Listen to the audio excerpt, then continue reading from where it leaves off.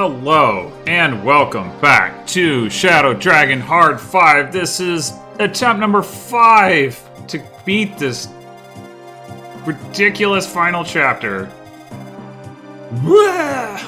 So, as I talked about last time, I've switched out Minerva for George, and I have put Tiki over here. So my reasoning is I counted the tiles, and I think like if I'm remembering correctly, like the sequencing, Tiki should be able to, without going into range of either of these enemies, come down, open the door, and then like walk into here, and then the next turn walk out before this door closes without having to engage either of these enemies. And that's important because we like need to get her over to the throne room. And it turns out this is a Firestone Manakee, so she can't take that guy on. She can take this guy on, but we don't want to be fighting this guy like deep into this room, so probably we just don't want to have to deal with that. I mean, maybe I'll change my mind, you know, at some point and bring her down earlier, but if I don't want to, like, I don't have to, I think that will be the case. Other than that, I don't know. I think, like, I also gave her the Geosphere. Minerva had it before, but, you know, somebody has to have it, and Tiki's not going to be doing anything else, so might as well let her use it. Yeah, so that's what we're going with, and I guess we can get started.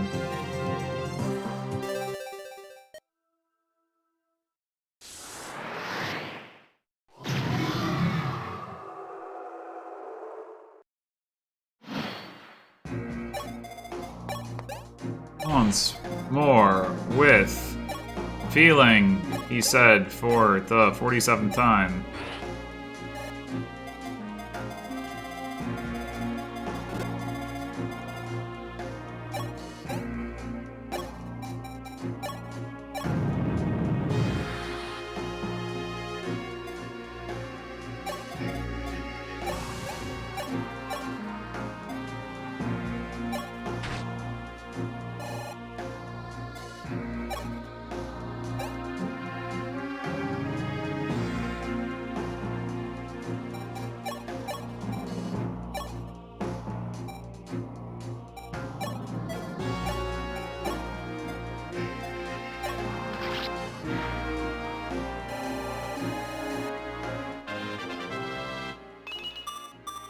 Strength! Oh my gosh.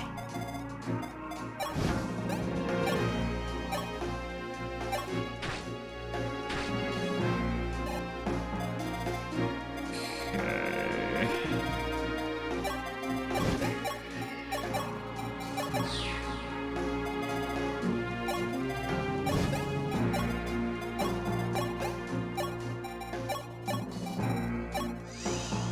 I don't know if I actually need to earn that or not.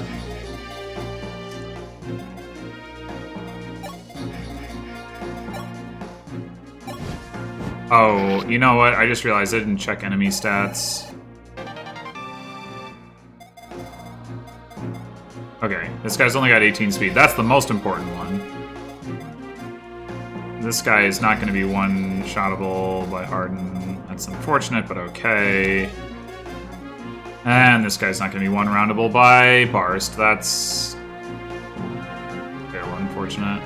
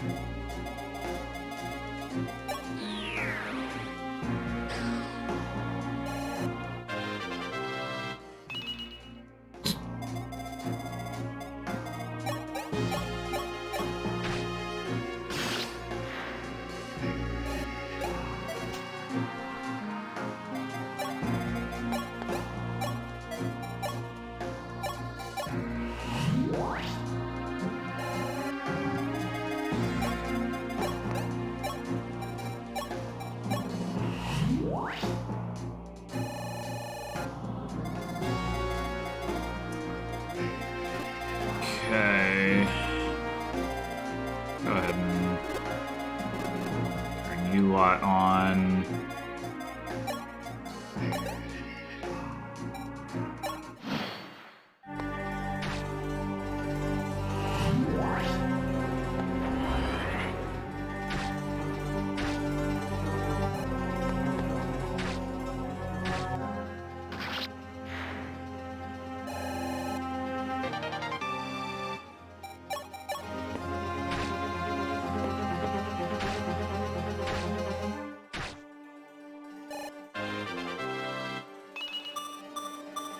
Ooh, we got the 23 speed and the strength. Nice. Did she get defense too? It looked like she did.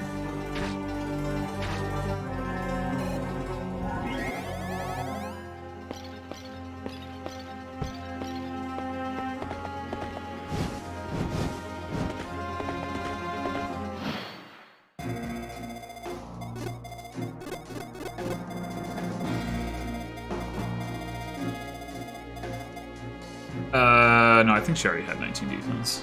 Okay. So here we actually have the hammer on Bars this time.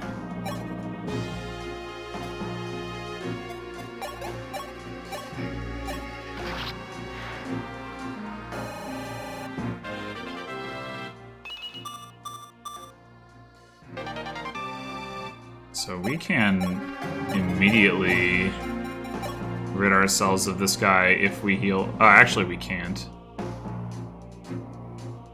Not quite. Okay. Well, that's good to know.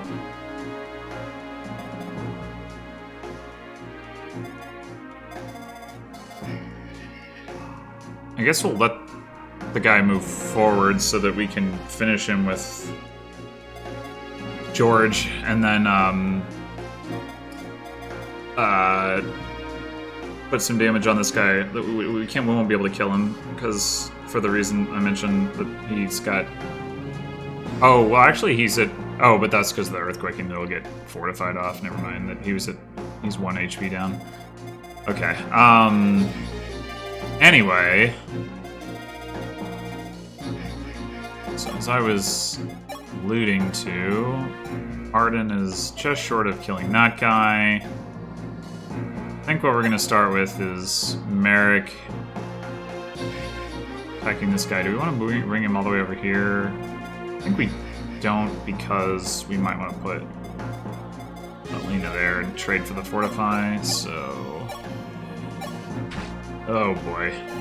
That's not good. We didn't get, like, any of our crits this time. Alright, Zane...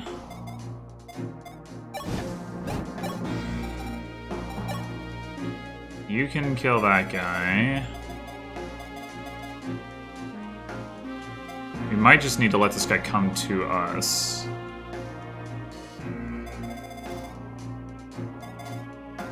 I don't know how we're killing this guy. That's really not good. Not good at all.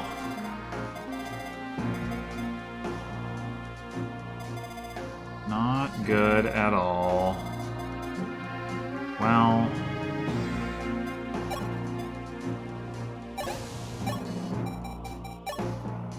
Oh wait, what am I doing?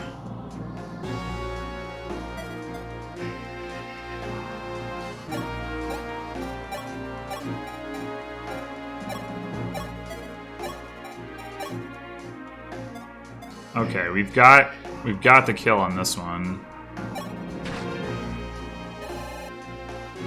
I think is more valuable than spread damage, given how much damage Merrick does.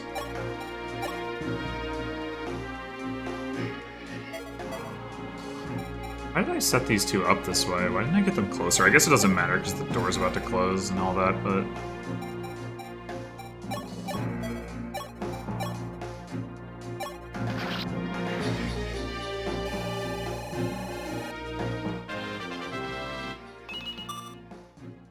Okay, that'll help.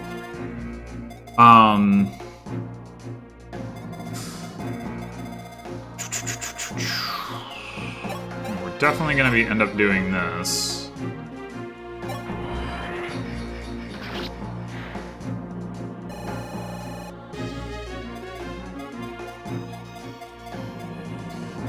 I didn't move to here like I could have.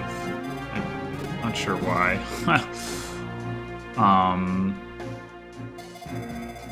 Is it conceivable I'll want to use the Geosphere? If I use the Geosphere, I can one-shot this guy and this guy. Maybe this guy. So that would have some value, for sure.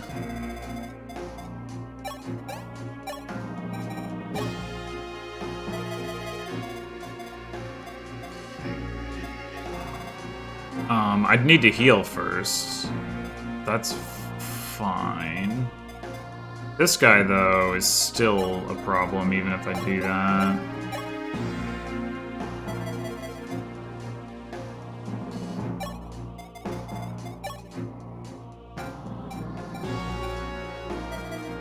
$16 damage from Pala plus...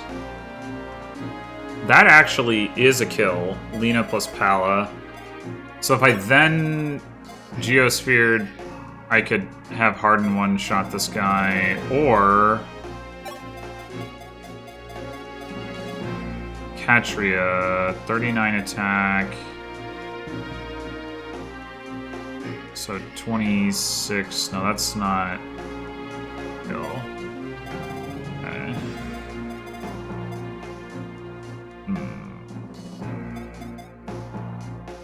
Well, we could start... Alright, Elise, you can't...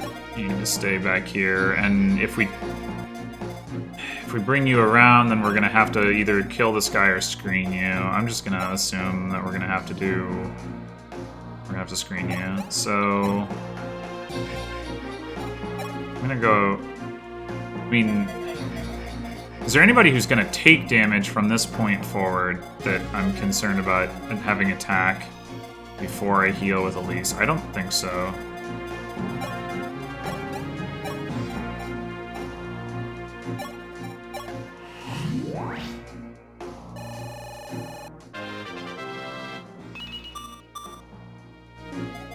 Okay, so now...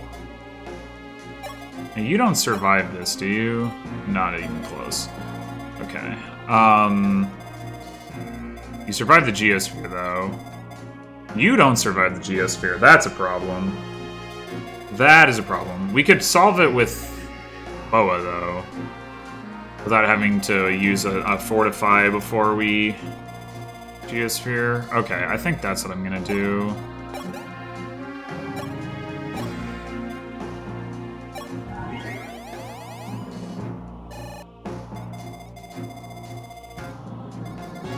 So now you survive. Yeah, we should be good now to use it.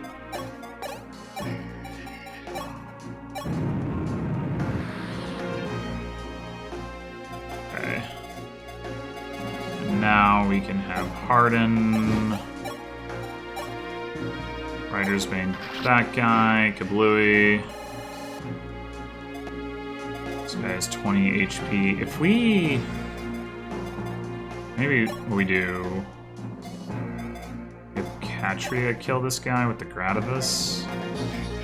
And then... Pala and Zane. Pala can kill this guy. Pala gets quadded by this guy, but she can be out of reach of him, I guess. No, she can't. Just kidding.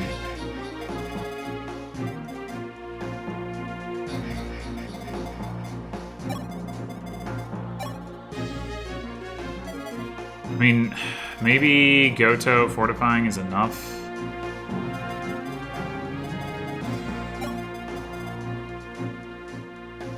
Or maybe Lena fortifies and Goto attacks.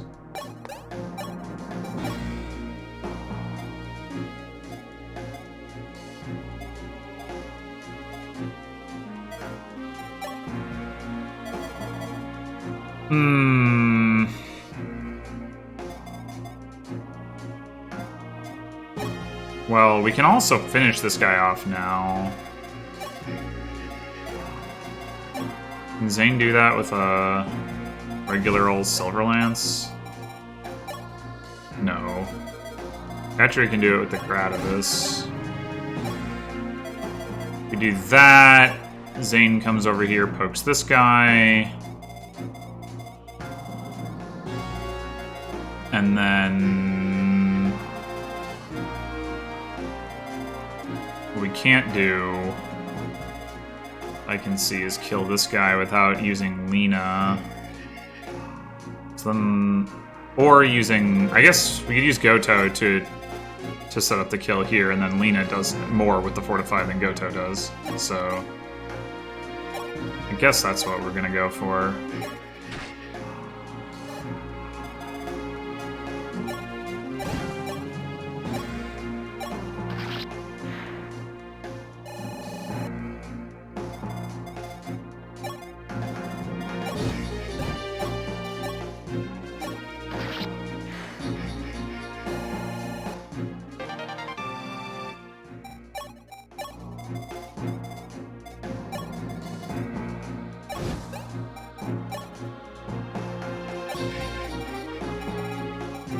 I guess the Rider's Bane does more damage.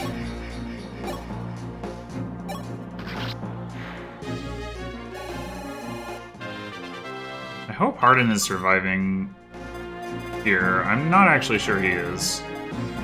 With just one heal.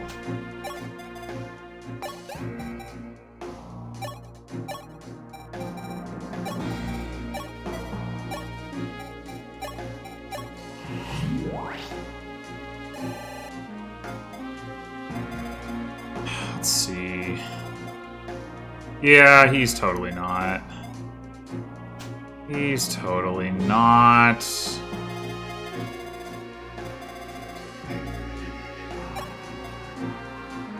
Oh, you know who else isn't surviving?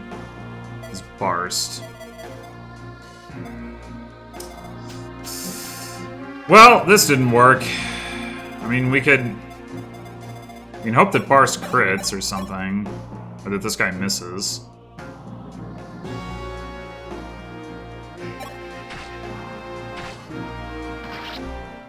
Okay. Oh, God! I just didn't get any of the crits. Like, not a one. And that meant that I couldn't quite kill all the enemies. Alright, be right back.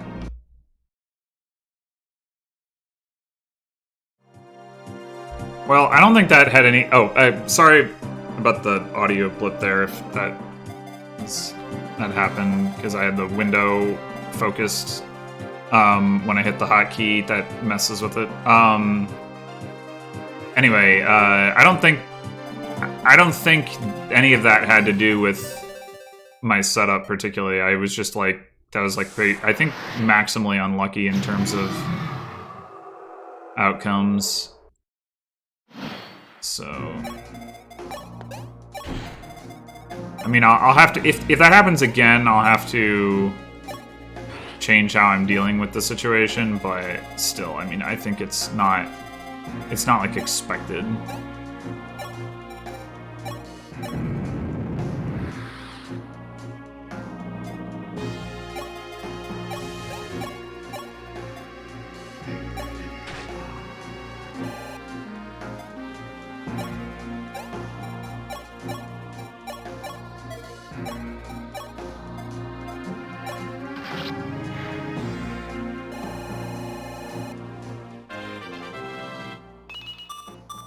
No strength.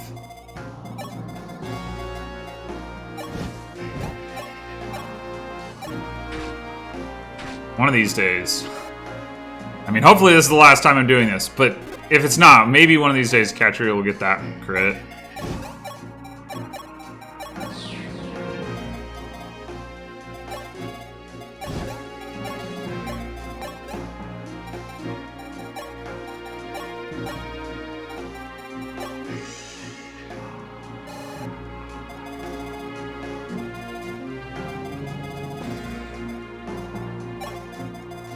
Oh, I forgot to check enemy damage again.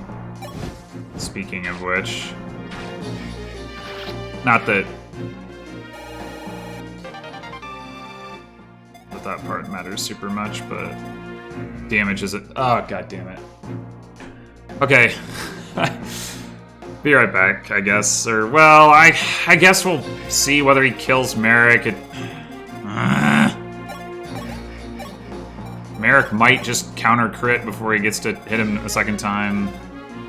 I'm lucky. Or maybe Merrick can proc speed on a level up if he levels from killing this thing, which I'm pretty sure he does, and I'm pretty sure he gets like 10 XP or something for some reason. Ugh.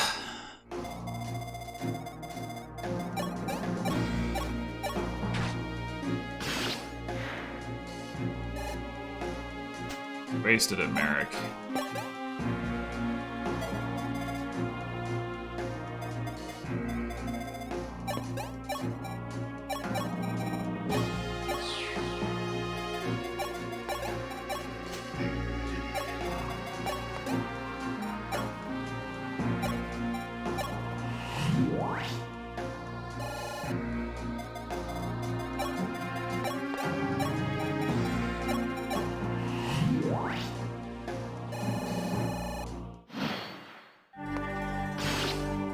Or that could happen.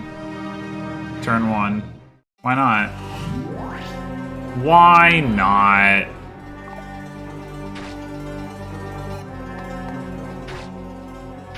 Well, now I have to see whether Merrick would have died.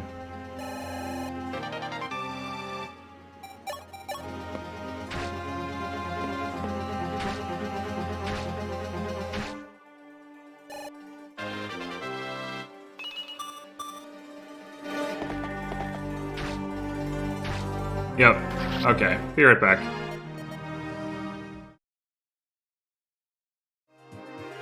Alright, so this time the guy has 18 speed. Also, this guy has 45 HP, which I'm pretty sure is what... Although, come to think of it... Why would that be the case? 25 attack... Oh no, it's not 45 HP. It's 5 defense and 40 HP because it's 20 times 2. Yeah, right. He can be one-rounded by Barst. We still don't have this guy able to be one-shot by Arden, but, you know, you win some, you lose some.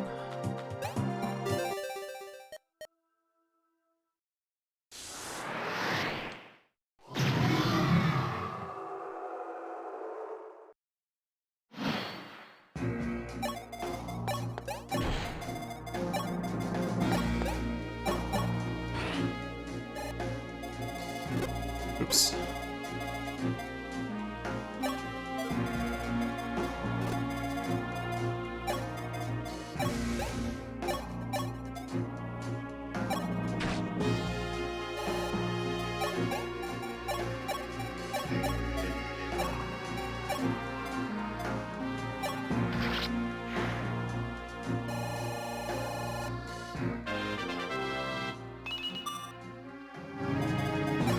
Sad.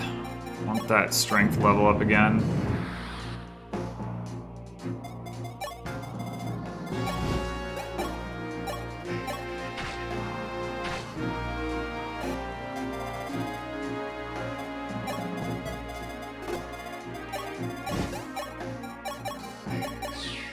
I don't know why I'm bothering with the pure water, given that... I mean, well, I guess you can't one-shot Harden, right? No. Like... Harden dies to a crit regardless. Doesn't really do too much.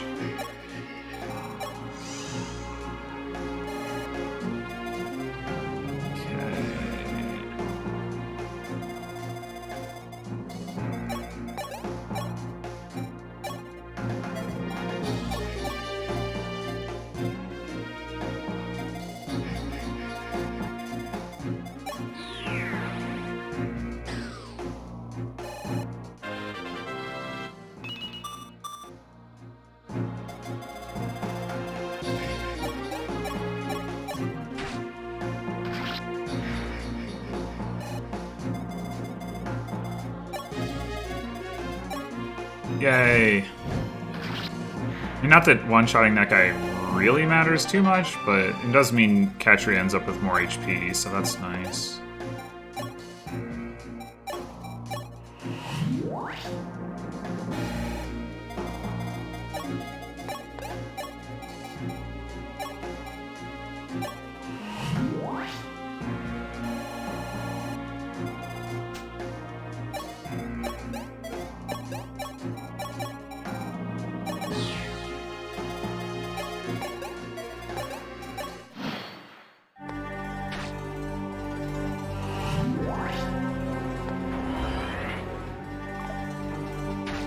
Nice.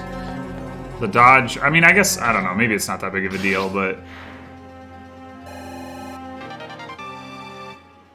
I could definitely see it making a difference that she doesn't have that damage in terms of how much healing I need to do.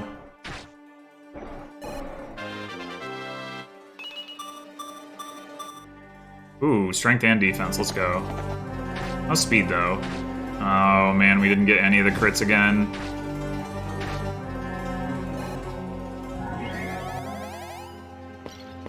That could be bad. That could definitely be bad.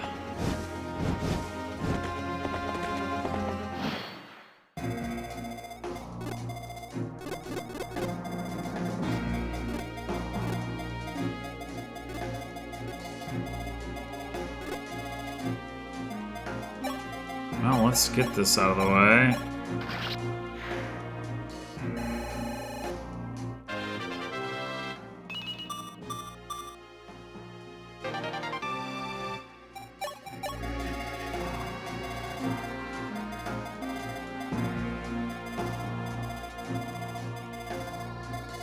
This time I'm gonna move. Should be here.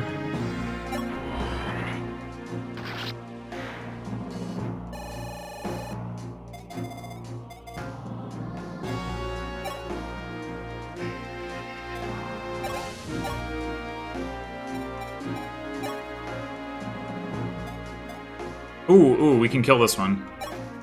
No!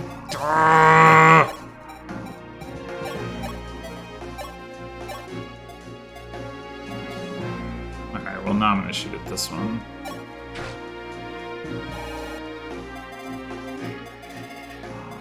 Okay,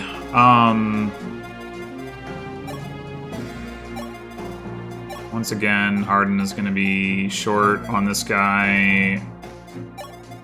First up to seeing whether that matters. No, come on! Damn it, where are my crits? I need them. I don't need them when they're like 10% to crit on enemies that I don't want to crit. I need them when they're like 25% to crit on enemies I do want to die. Jeez. Alright, so once again, we could consider using the Geosphere. If we do that, what we need to do is make sure that we heal hard enough and burst enough. Sheeta, okay, that is a difference. Sheeta, we can use the Geosphere without healing Sheeta first, so that helps. Because she dodged that one attack. So we could have Elise use it. And by it, I mean the Fortify.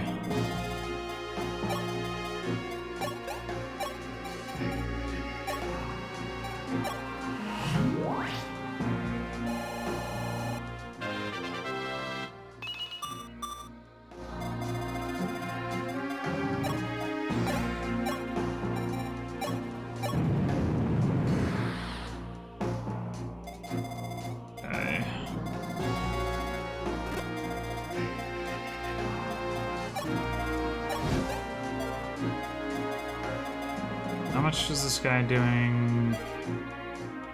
Harden needs fairly. He needs a lot of healing. Like, there's no doubt about it.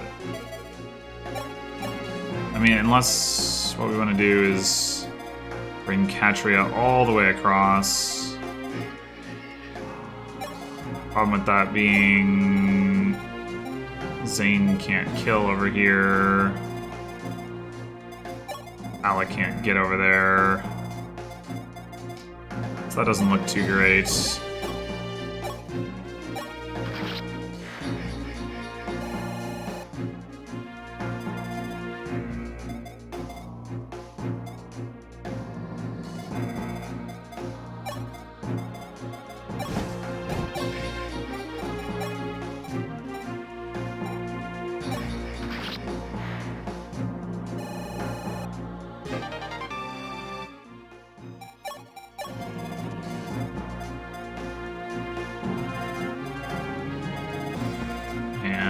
Pala can't kill this guy because she can't freaking double. we had access to the Gratis, she could. Don't. Alright, well, how much healing do we get with Lena?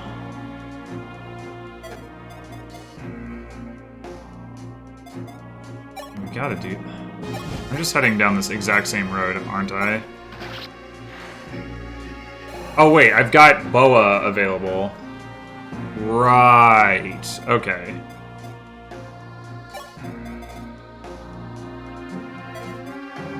Right. So... that's still not gonna save Barst, is it? That's the problem.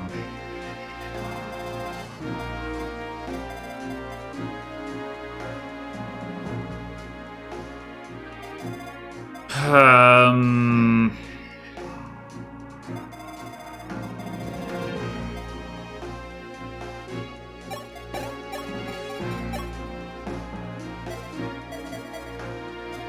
believe Lena is not going to be able to heal him enough.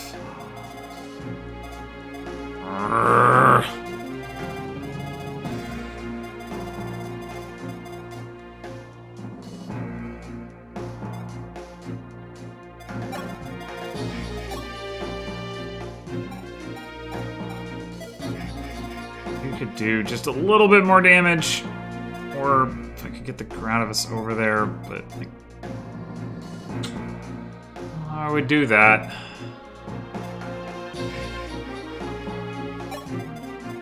Ah!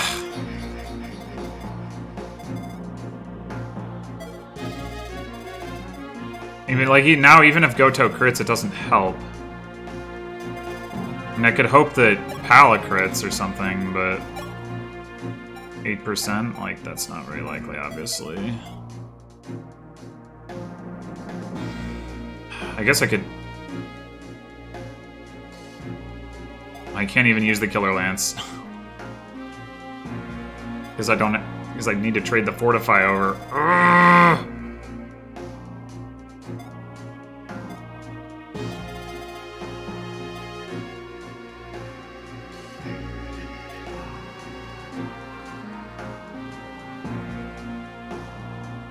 That's so obnoxious. Well...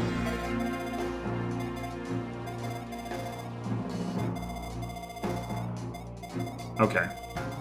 I mean, I've kind of committed myself to this.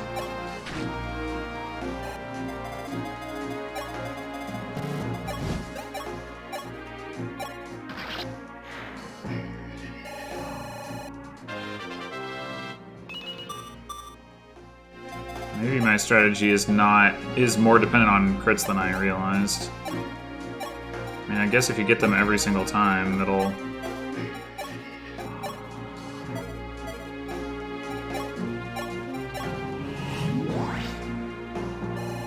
seem that way. So yeah, we are in the exact same situation, except that Boa can heal somebody. So like last time Hardin was gonna die, and now he's still gonna die. But unless we save him at the cost of saving Barst. That's the difference.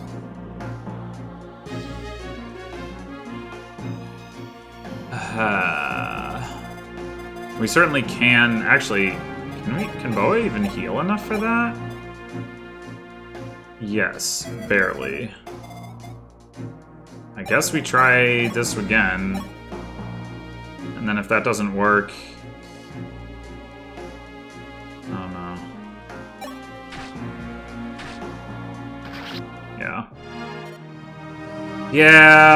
Yeah. What am I supposed to do in this situation when I don't get any crits?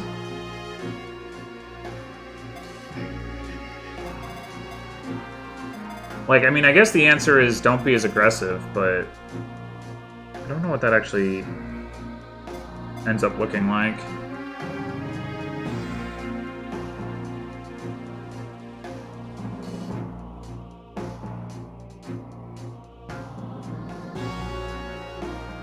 Hmm.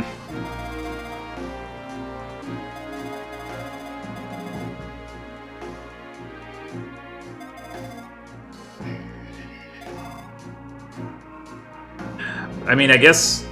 Well, one thing that would help is if Harden could actually one-shot this guy.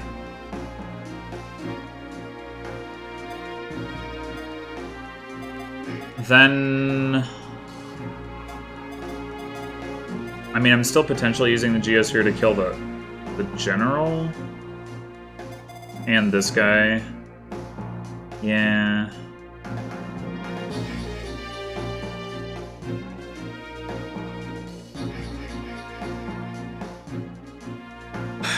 I don't know. I can't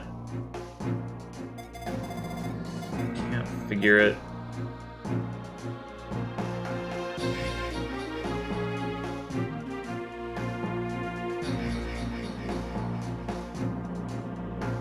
There is another possibility here.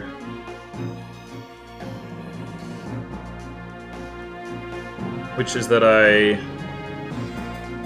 put Barst here with the hammer. He doesn't actually kill this guy in one round. And then if this guy comes in first, I mean, if he doesn't, if the Wyvern comes in first, then it doesn't really help. If this guy comes in first and dies, and doesn't die, as long as this guy has attacked before this guy, which I think he generally does do, then Barst doesn't need as much healing. And then this would all work. Well, of course, we still have the Sheeta dodge problem. Like, if Sheeta hadn't gotten that dodge, then we need to heal her, which means we can't heal Harden.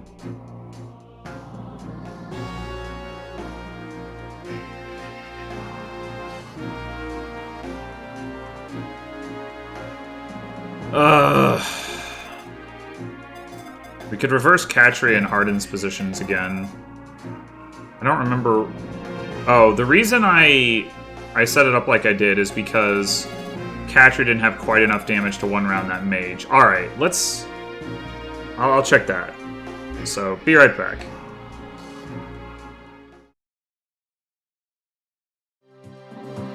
Alright. So, I realized something. I completely forgot about the option to forge. And I don't have, like, any money, but I can sell some stuff. This guy here is... Katri actually does exactly the same amount of damage as Barst with a ranged weapon. And so it's the same situation where this guy needs to be at, like, 40 HP and 5 defense for her to one round with a javelin, an unforged javelin. But I was thinking... maybe it'd be a good idea anyway to have a forged javelin. I mean, in terms of things we might want to forge, the main things I would want to forge right now are either like just maybe a silver lance. We've already got a couple forged rider's banes. We've got the forged dragon pike. We don't really need that. Javelin seems like a pretty reasonable option. Another thing we could do is like forge Barst's hand axe, because right now he's not one rounding this guy because this guy spawned with extra defense, but like I don't really care about that as much. Incidentally, this guy is at 57 HP plus defense, so Harden can one-shot him or one-round him right now. But if I'm going to switch them, then it doesn't necessarily matter. The point is, like, Katria has a lot more defense, so she can survive.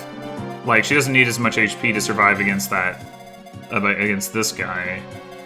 Like, he's doing 10 less damage to her than he is doing to Harden. So he was doing, like, 30-ish damage to Harden. He's gonna do 20-ish damage to Katria. So, yeah. And if I give her the... well, she's already got the Strong Rider's Bane. No, she doesn't. Never mind. So, yeah, Katria with the Strong Rider's Bane is not gonna one-shot.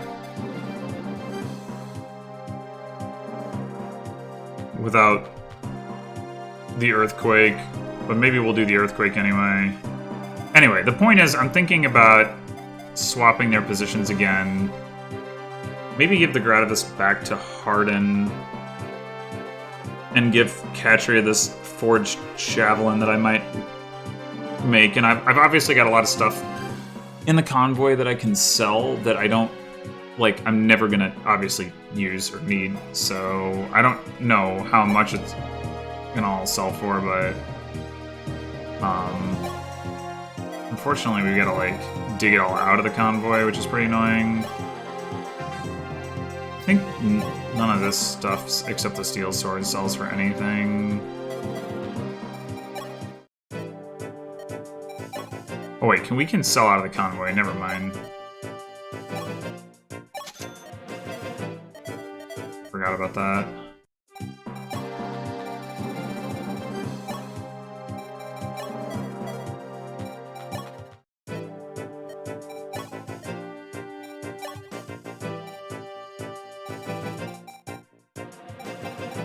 So, like, all these iron lances, don't need.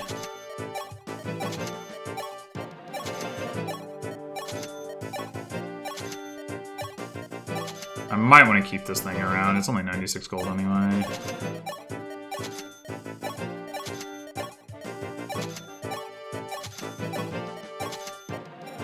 We probably don't need the silver lances either, but we've obviously got extra Rider's Banes. I'll come back to that, though.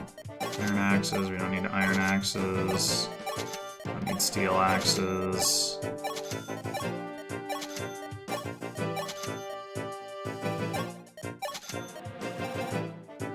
I guess I should check and see if maybe Barst wants like a fresh hand axe, for example. 'Cause I've got, yeah. I'm gonna sell all my hand axes.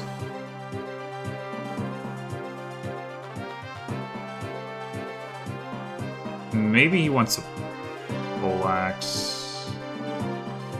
Nah, he doesn't need a poleaxe.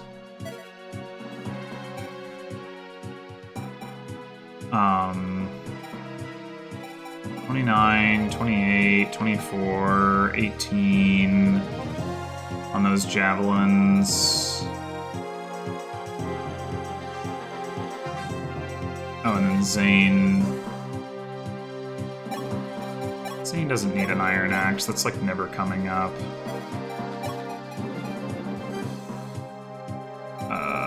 We got a 16 use javelin.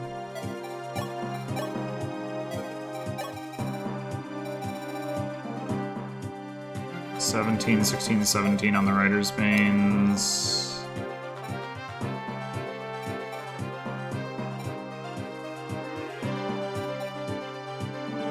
Okay. So that's all whatever. You don't need anything but the Parthia, so let's throw all that back and sell that stuff.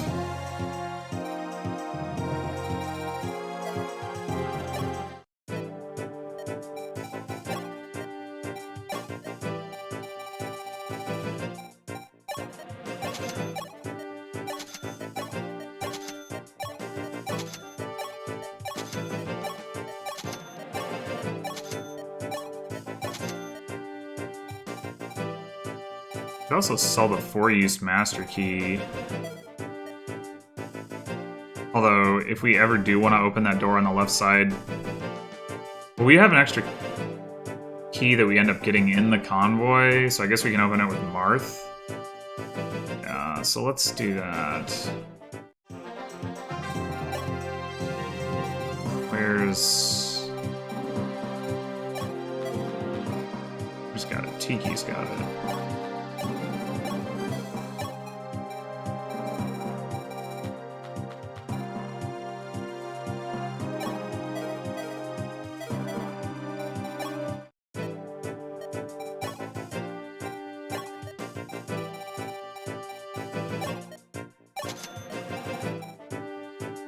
Okay, so we don't need another hand axe. Bars has a full-use silver axe. We don't need that. Don't need this iron axe. I guess we don't really need the pole axe either. We don't need these extra Rider's Veins.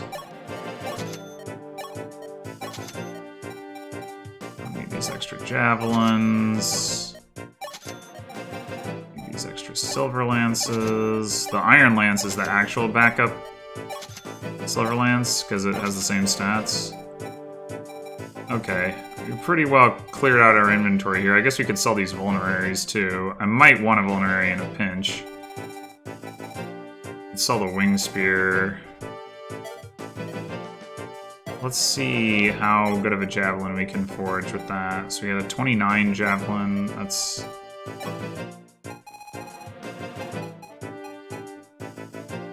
+8.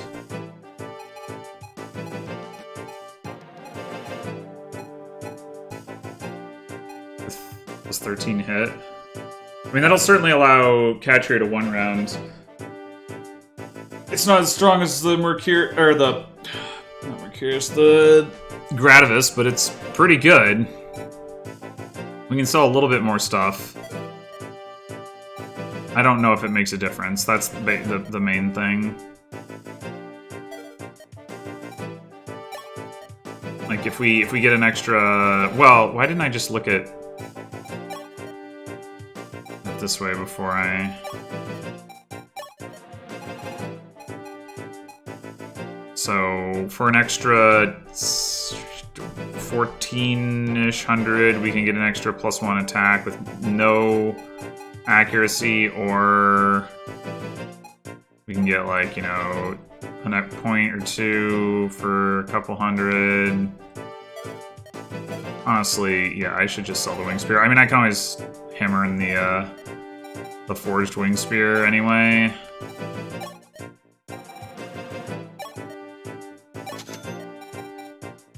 The Vulneraries.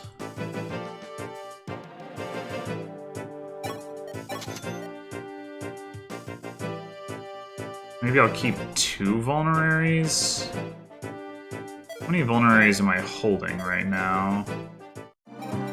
There's also the Pure Waters, which aren't actually really doing anything. We could also sell this Killer Lance, although I mean, it's definitely useful.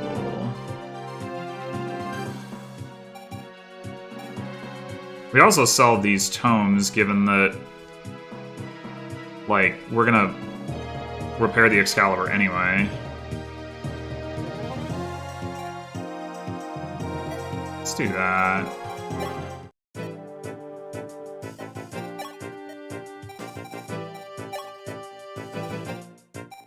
Okay, well, we can just sell the Thoron, that's fine. Starlight doesn't sell for anything.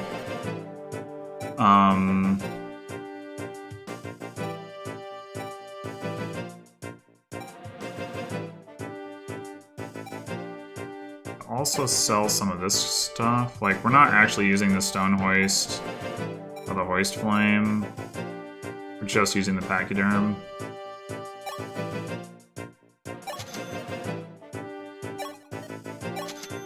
And the Aerospate and the Thunder, whatever, Thunderbolt.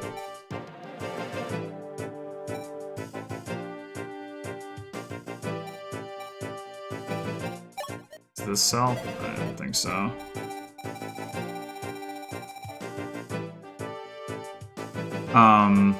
Is that my entire combo? Yeah.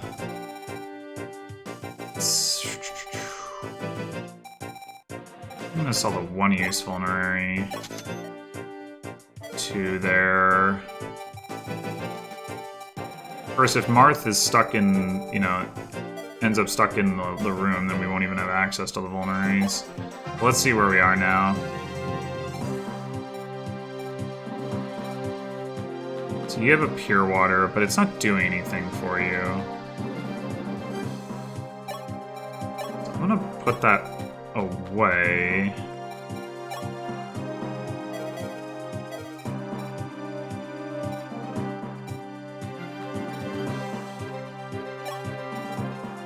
You have a Pure Water when what you actually could have used is a Vulnerary, because that's like the other solution, and just have Barst heal himself. So that we'll get that out. I think No, Boa didn't have a vulnerary. Tiki had a vulnerary. Ah, I somehow didn't realize that. Oh, no, because Tiki was on the other side. That's right. Okay, well then Tiki doesn't need a vulnerary on that side. You've got a pure water that you're never using. Okay, so now at this point we have a vulnerary on Barst, and that's like it. You know, we could also sell Boa's Thundertome. Well, I mean, there are situations in which we would want to use that. I guess. Yeah, Barst having the vulnerary. So now we have...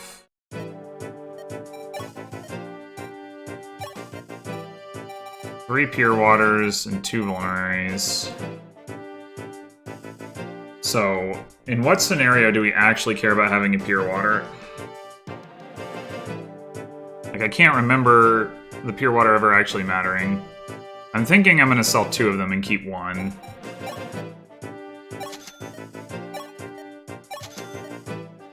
And then if I'm like a couple hundred short, I'll just go ahead and sell the other one too. A couple hundred short of something good. You would think like forging javelins would have been something I would have thought to do a long time ago, because that's like usually a thing that you want to do, but... well... okay, so we can forge this to +9 and +14. If we... it's so weird that you can do this and then it costs you money. It'd be kind of cool if it, like, decreased the price, right? Like, you could trade that off, but... so to get this, we need to sell more stuff than we have, unless we sell off, like, weapons that we're actually potentially using in the chapter. I don't think that's worth it. This... we sell, like, one of the vulneraries or pure waters, we can get this up maybe 1 point. I don't think 2.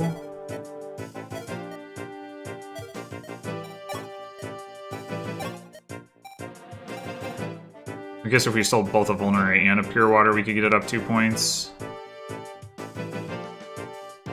Well, I'm willing to sell a vulnerary to get it up 1, but I don't think that was enough, right? I don't want to sell both of them.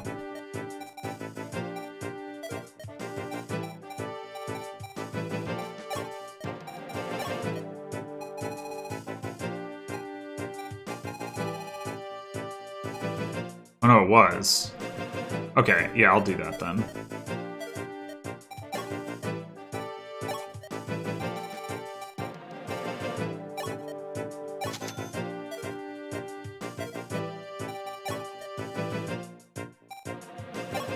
Nope. And I guess I could also look at selling the barrier staves, especially... oh, no, Boa does not have a barrier, never mind. He has a door key. Does he need a door key? We could sell the master key and... yeah, actually, he doesn't need a door key. He never needs a door key. Where is... yeah. Trade that to Tiki, and we're gonna sell that master key.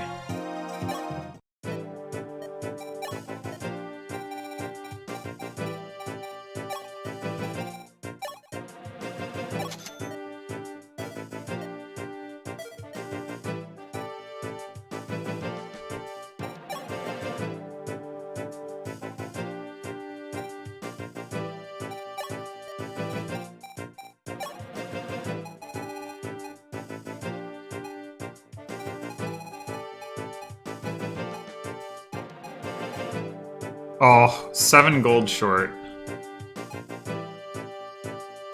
I guess I didn't need to sell that other vulnerary. Whoops. Well. If I sold that Iron Lance, I could get there. Alright, I mean, I don't need it anyway. Or no, I should sell a Silver Lance, and then use the Iron Lance. Doesn't Katria have a... Yeah, she has a 11 use Silver Lance.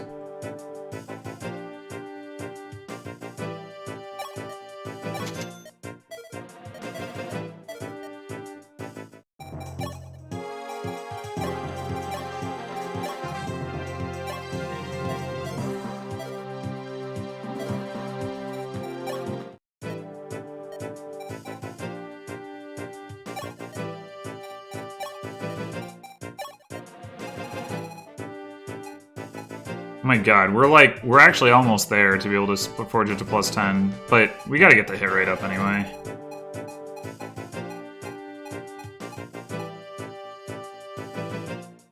Two gold short of that. Dang it.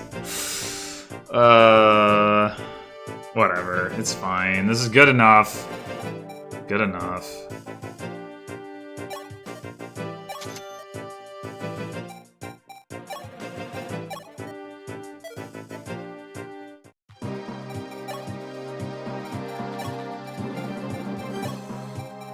Alright, so given that Katra has this, I don't see much reason for her to also have the Gradivis. So let's get that to harden. And now we've got javelins on everyone plus the Gradivis on harden. Or no, wait. Maybe we do... No, we want it on harden. Yeah, we want it on harden. And then you've got the big Rider's Bane. I think we want to trade that to Katria.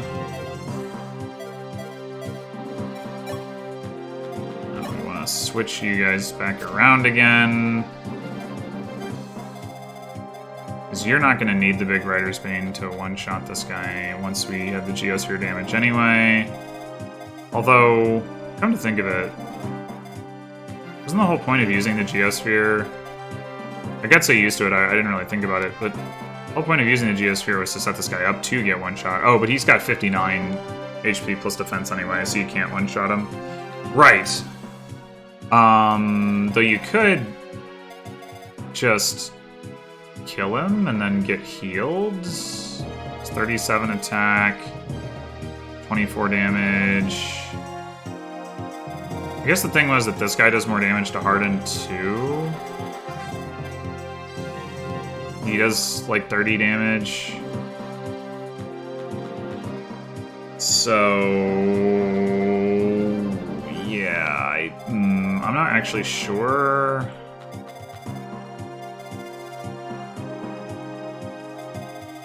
If...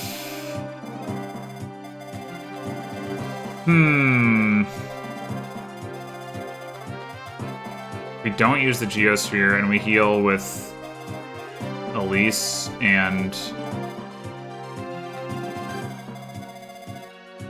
Goto, is that enough to have Harden withstand this counterattack? 20, do they heal for 24? I don't know. I want to say Lena was healing for like 21-ish. Which I think is about right. I think it's like magic plus 7-ish for like the base staff type, which would mean that she's healing for 9 and Goto's healing for 21. No, 19, which is 27.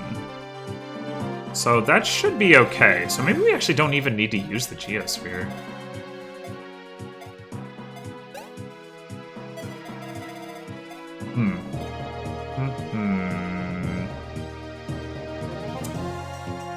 Yeah.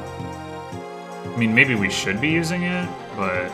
Oh, hey, Pal with the Rider's Bane can one-shot this guy, maybe.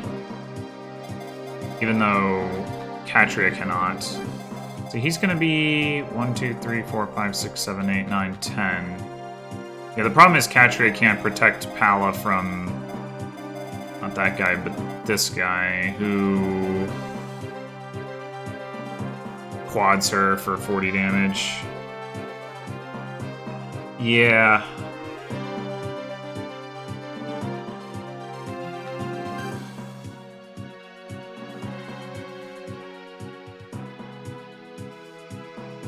But maybe what we do,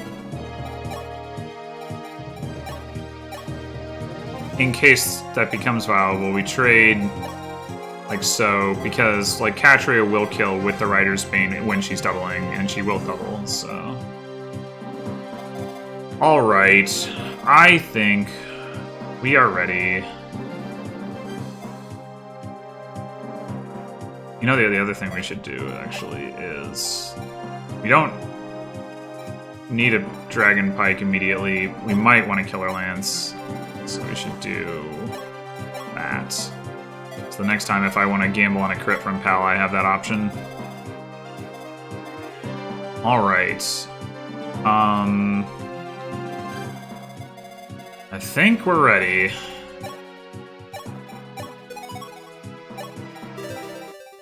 Oh boy.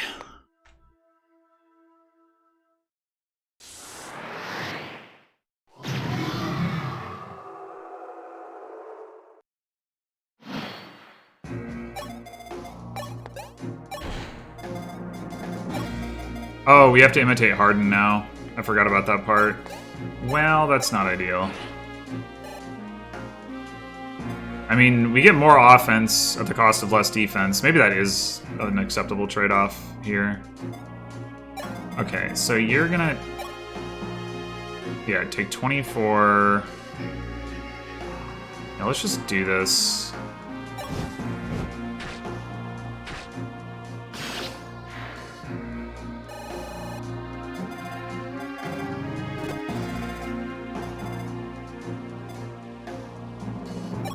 Alright, do we want to do the thing I was talking about, where we actually go into this guy's range?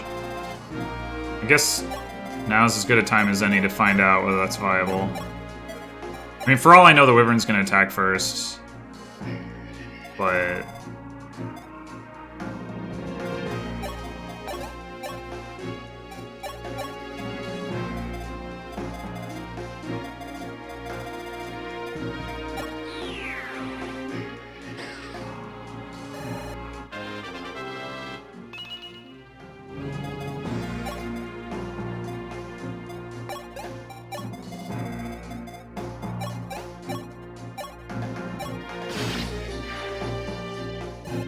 Did I check this guy's...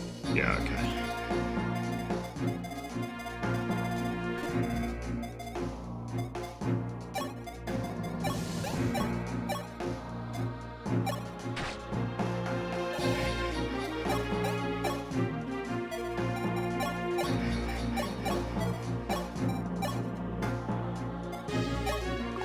Oh, back! Ugh. We gotta do this now.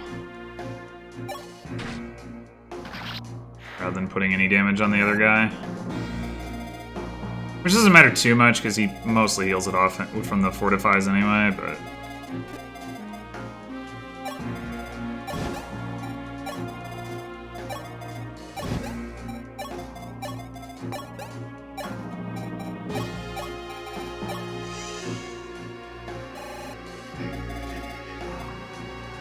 Alright. We're using this just to heal Harden.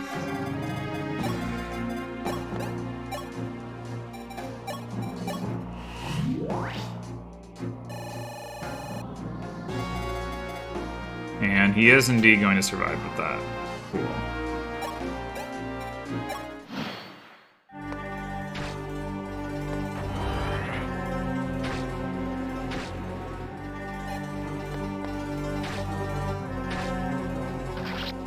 Did not realize Katria was going to get knocked down to 2 HP there. I might have been a little less cavalier about the situation had I realized that. Okay, the guy did attack first. That's great.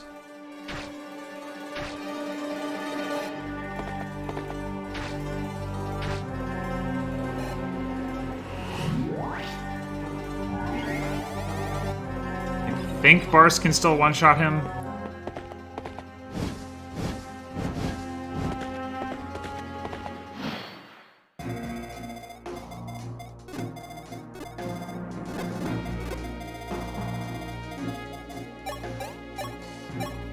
Yes, he can.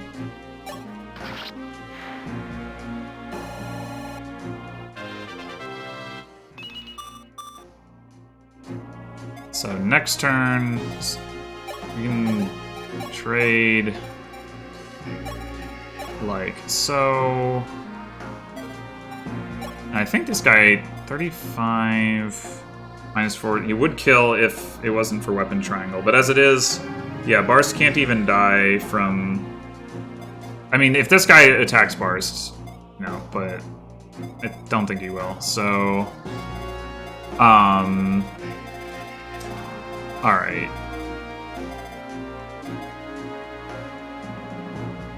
Let's see, Sheeta...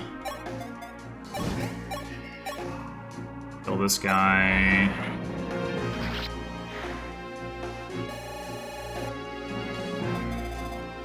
Now we could bring Tiki all the way down to here and let this guy attack Tiki and do no damage to her, literally. I mean, I don't see any reason not to do that, I guess.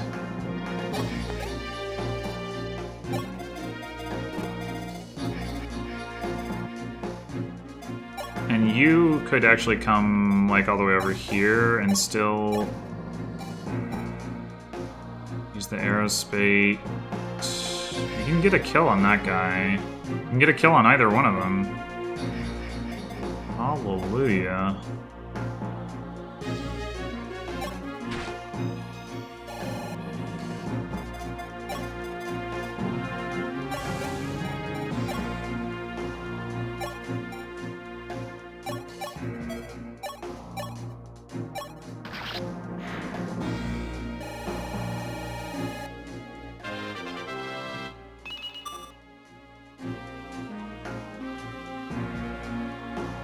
Actually, I could have gone to here, because Tiki's on the other side and has the key. I should have done that.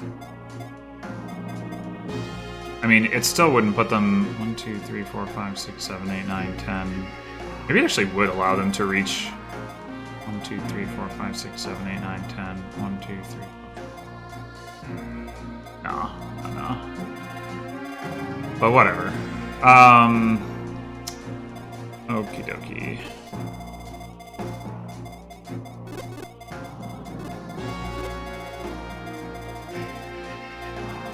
So that's all to the good, but now we've got no crits over here again, and that's not good. We also didn't Geosphere these guys, so they have less damage than they would otherwise. We do have the option to... Oh, no, I shouldn't have moved Tiki. I should not have moved Tiki. Well... There we go. Thank you, Merrick. Thank you kindly. Now, we should be able to just...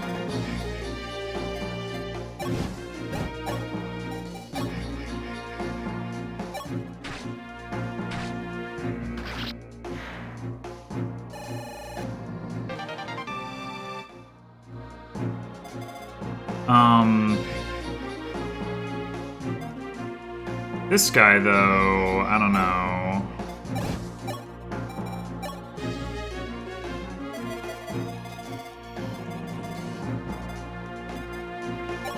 Like...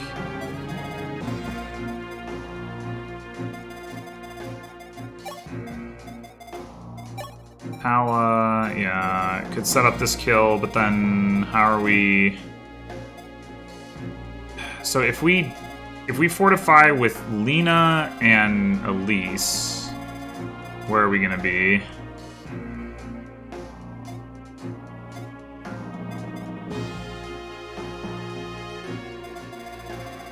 I should have looked at... I mean, Harden took 24 damage and then went back up to 32 HP, right? I can check on this. 30 damage, yeah, he was at 32 HP after having gotten knocked down to 10. So that means Goto plus Elise was 22 HP of healing, which I think checks out, right? I said that was... She's doing 9, and he's doing 18. No, that's 27. Or did he take 27 damage?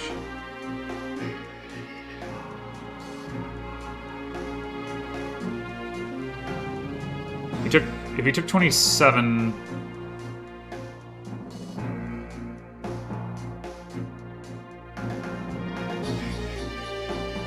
He would have been at 5 HP, which means he would have been taking 29. Or sorry, if he got healed for 27, is what I mean.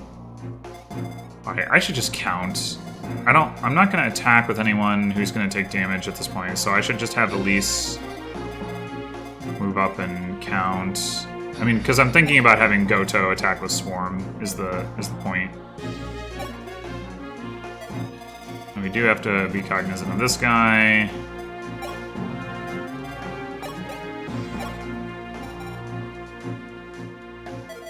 So you're at 2 HP.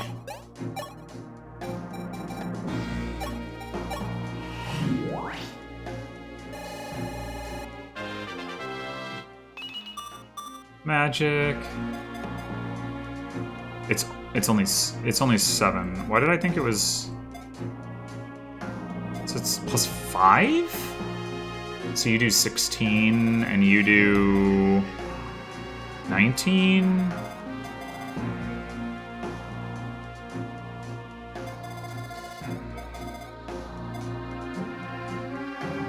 Well, that should be enough for Sheeta anyway. And she's the one who's in danger here.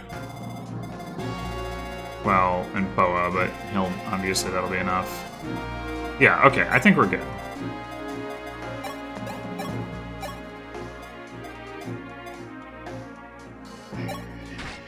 Wait, no, we're not good. That's not enough damage. Crap.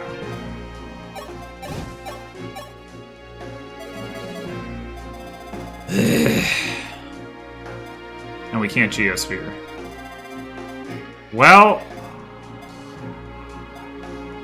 I done goofed. Damn it! So that's what I need the Geosphere for, is just to get some... Even though this healer, I guess, does like 13... So that should full heal them, but it doesn't? I don't understand. No, you're not the one with the... How did you... 14... Yeah, I'm confused. I am confused.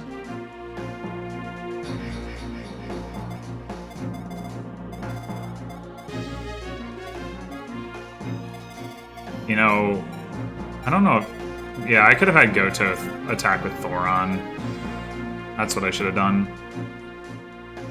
That's what I should have done. I didn't. Well...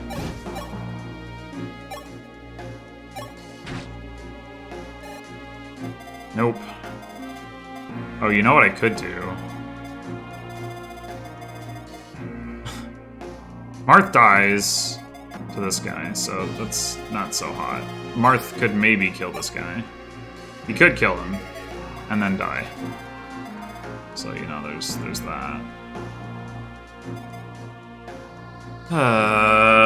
Oh, or I could have... I don't know.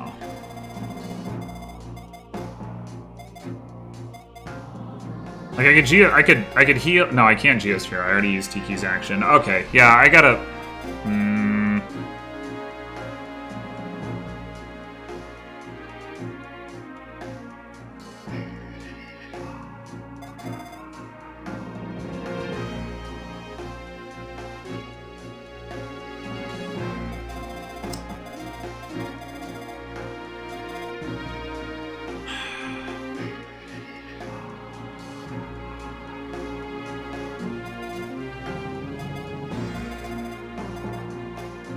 mean, he might miss, I guess.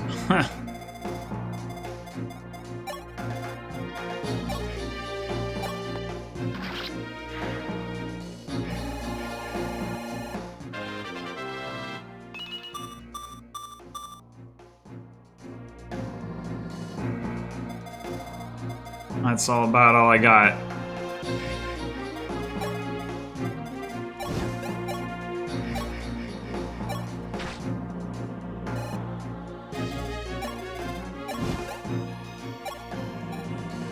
Oh, you don't have the strong rider's mane. Alright, we need to trade.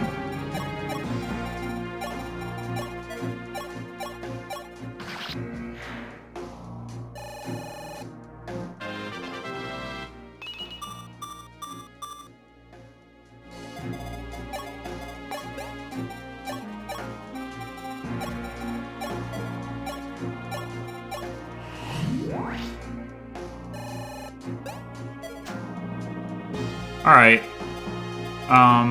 Oh, I forgot about Boa.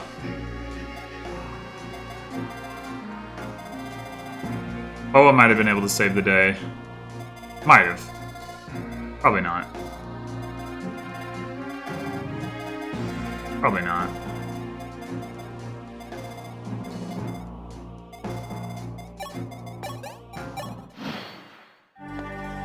Yep, okay. Be right back.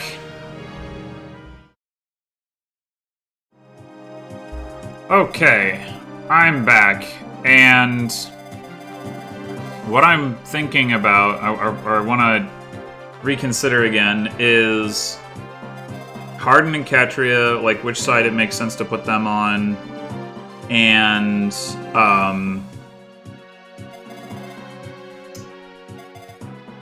whether I do in fact need to use the Geosphere. Because what's confusing me is that like none of the damage should stick to anybody who isn't taking damage from other sources. And yet I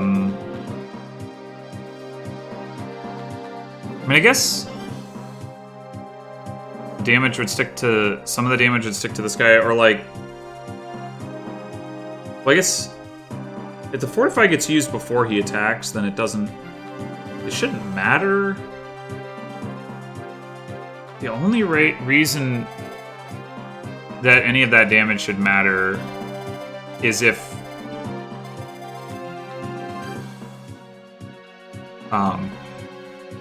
excuse me, is if like I attack them on player phase and use the Geosphere, which would matter for like, you know, this guy or whatever, but I can't figure out why it would matter if I used it or not for like any of the other enemies, so I'm confused why it seemed to matter last time. Maybe these guys are healing for less than I thought, but like this should be, like, by my calculation, it should be healing for 14, which is more than 13.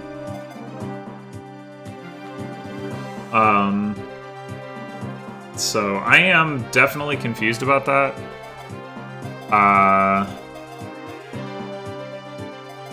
Yeah. I don't even know.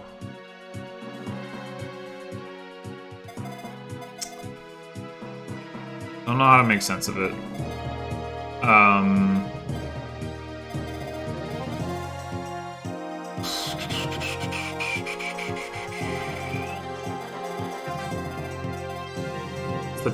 The disadvantage... The main disadvantage of not having Arden over here is that he can't one-shot this guy if this guy can be one-shot, which he cannot right now. He's got 59 HP plus defense, and he needs to have 57. So that doesn't really matter. I think we can definitively say that we don't want Pala to have the good Rider's Bane because she can't really take advantage of it. So I might as well at least trade that over. But yeah, like we end up killing this guy regardless.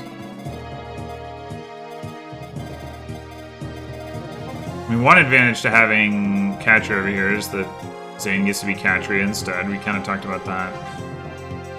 which can matter from a durability standpoint when these guys come down from here, but we've been trying to just kill them all, and I think that's working pretty well, so not really worried about that.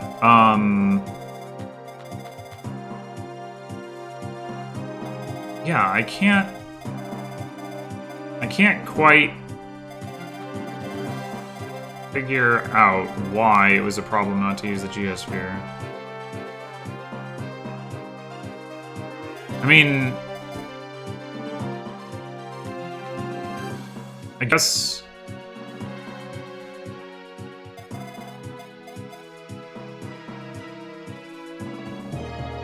in theory, if I use the Geosphere twice, like, the damage would stick.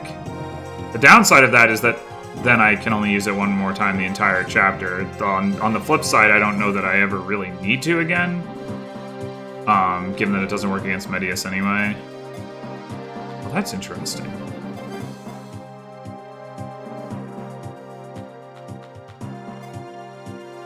That is interesting. I had not realized I could attack this guy over the wall this turn.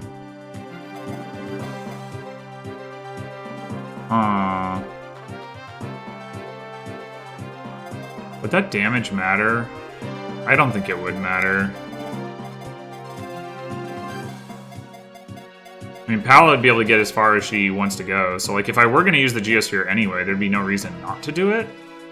And I would just trade the Fortify to Catria and have Lena, Hummer, and Catria holding it. I might as well do that anyway, I guess. Well, no, because then Catria moves up to where Lena can't reach, actually. So that's not, like, ideal. I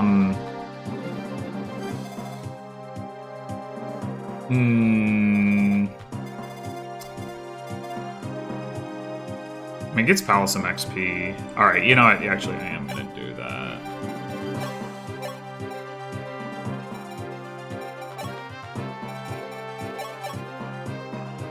It's also possible I just shouldn't hammer in the Fortify turn 1. If I didn't do that... Also, if we're gonna do that, trade Dragon Pike to Pala.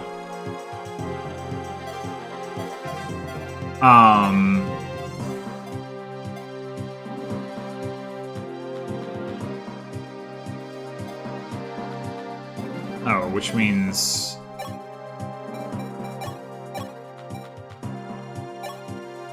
just do that.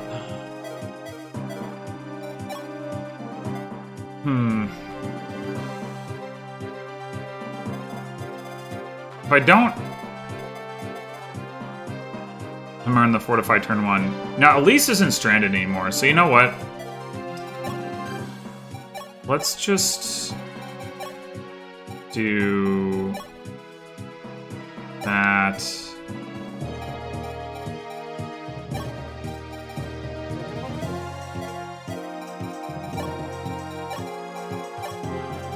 Because that was the original reasoning, was like, you know, Elise's Fortify was stuck up here, but now it's not. She can come around and we can eventually hammer in it if we need to.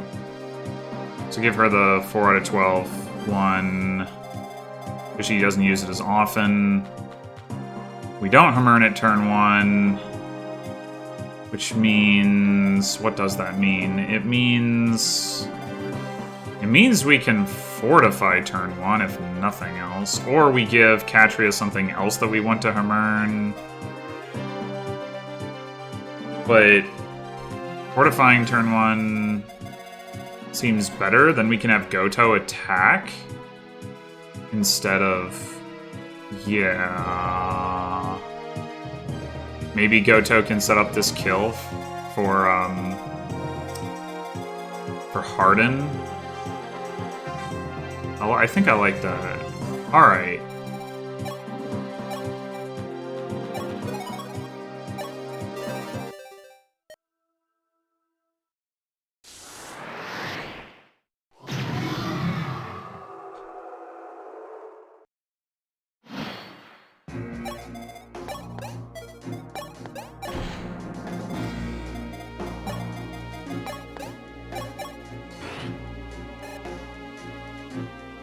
Actually,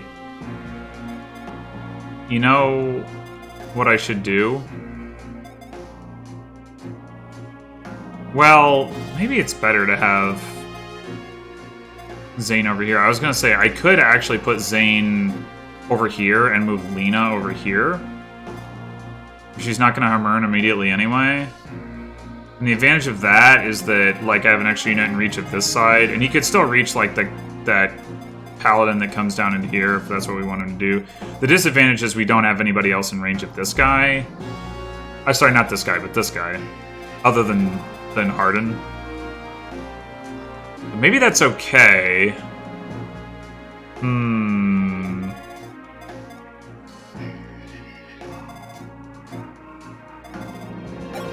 Also... No, never mind. I'm just thinking... I'm actually thinking about restarting just to move him over there. Right. Like, if he starts here, he comes up... Or here, whatever. He comes up and imitates Katria. The next turn...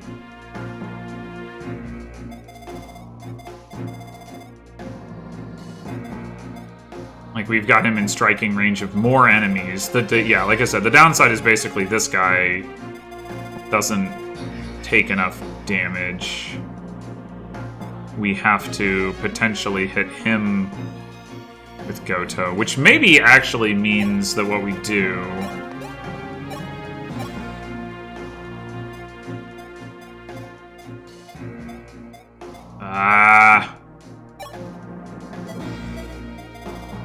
Oh, Goto can't reach him. Also, it looks like Goto actually doesn't do enough damage to set this kill up. Maybe. No, he does. Okay.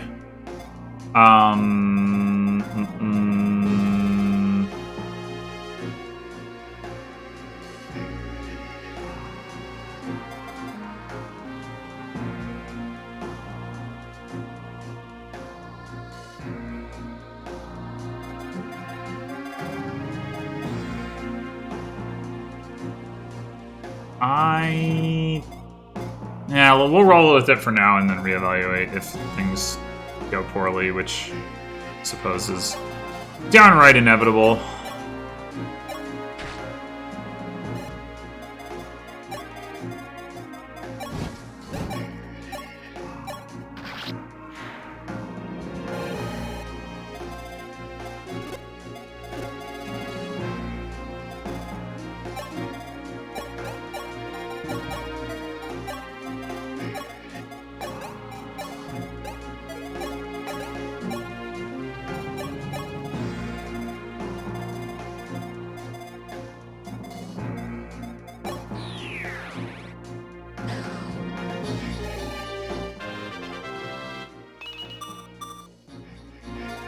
More magic, that's actually useful.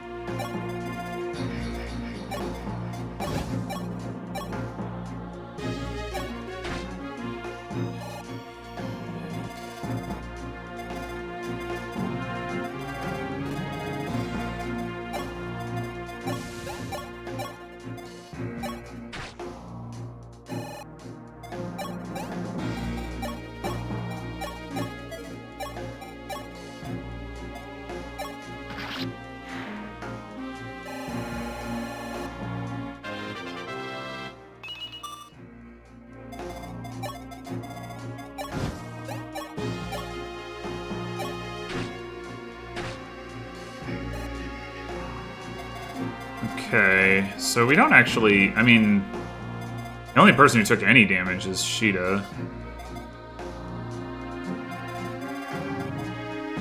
Well, we might as well use Lena's Fortify since she's got more of it.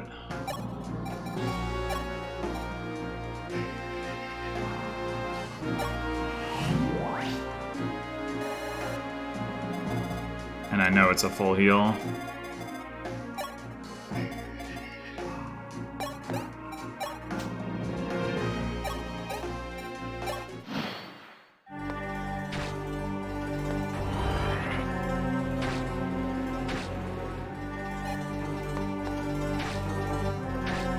Catch surviving with 1 HP. I did actually check that before I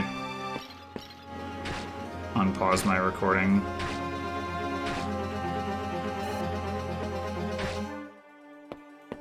So that was not just happenstance. Oh! I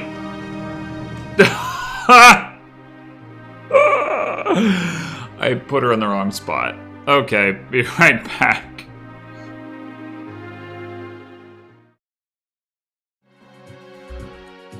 Oh, jeez. Okay. So let's think about what I was talking about then a little bit more. So, oh, I didn't save the inventory reconfiguring.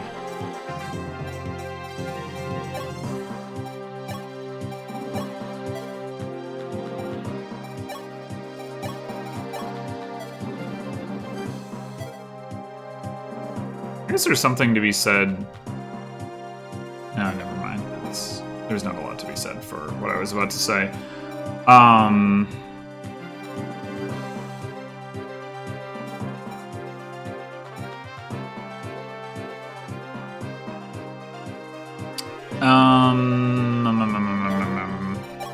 Right, Zane. Zane. So... Well, at the very least, moving Elise back a square doesn't do anything because she can't get, like, she's capped by 1 square. So we could, you know, move Elise to here and then put somebody else here. And they would be able to be a little bit further forward. I guess I could just do that regardless.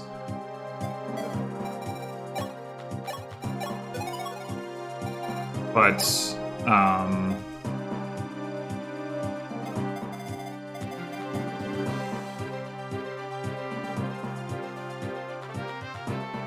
and I guess the other thing I could do instead... This guy...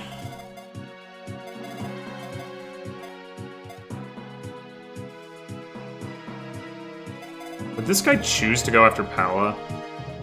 Probably not. Well, regardless of that, I guess... Thinking... I could warp Pala into the middle. Like, have her go ahead and attack this guy and then warp her into the middle. And from there... Like, the problem is I can't put her here because this guy can reach her. But... And she doesn't double this guy anyway, so, like, nor does she one-shot him. He's got 1 too many HP even for Harden to be able to do that. Okay.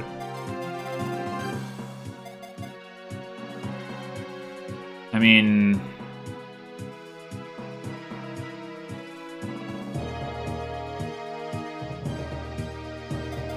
Well, you know, actually, last turn, I could have warped... I could have had Elise warp... Okay, hold on. I could have had Elise warp Zane inward. That would have made more sense. But how much would that help? I think that wouldn't help. I could have Elise warp... somebody who isn't Zane, but... So then, like, Catcher comes here. So we could warp Pala. But... So, yeah, we could basically trade Pala and Zane's positions. We wouldn't necessarily need to warp at all. We could just have Pala... If Pala's here, 1, 2, 3, 4, 5, 6, 7, 8, 9, 10. Like, she can get a lot further out. Yeah, that makes more sense. That does make more sense. Might as well do that. because Zane being here can still go 1, 2, 3, 4, 5, 6, 7, 8, 9, 10. Like, he can get pretty far. He can get to the guy who's here.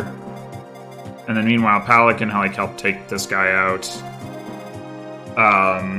Okay, I think that is good.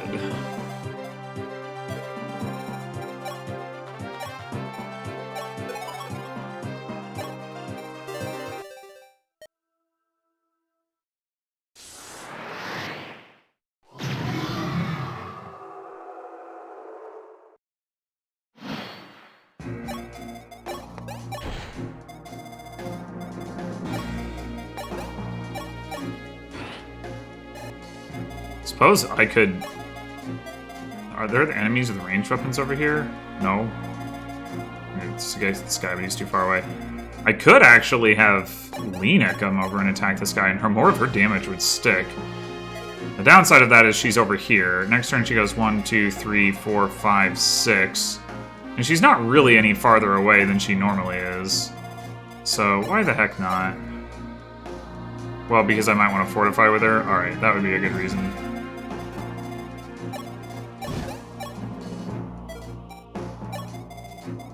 Okay,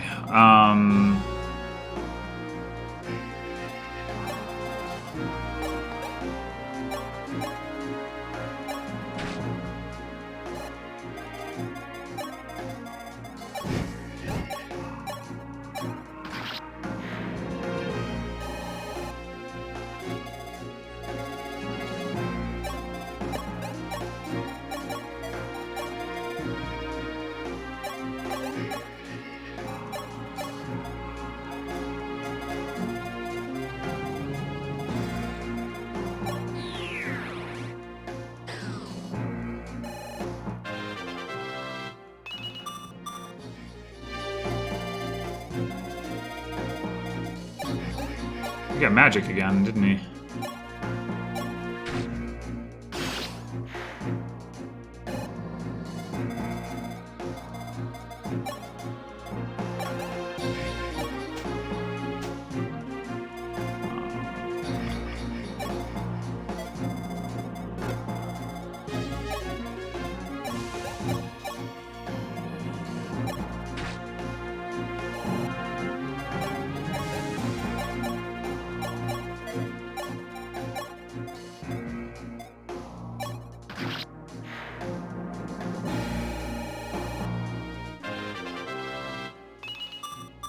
Strength!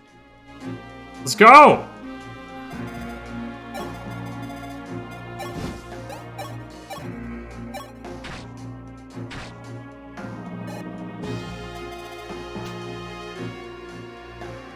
Alright, so... I'm pretty sure at least heals enough.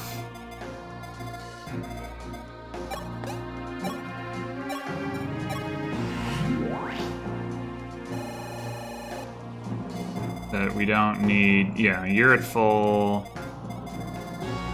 And nobody else had even taken damage in the first place, right? I mean...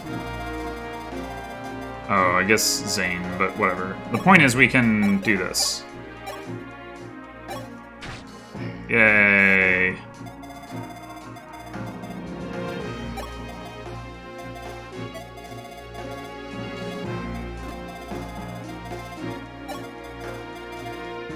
Alright, Pala cannot deal with this guy, so she's got to stop here.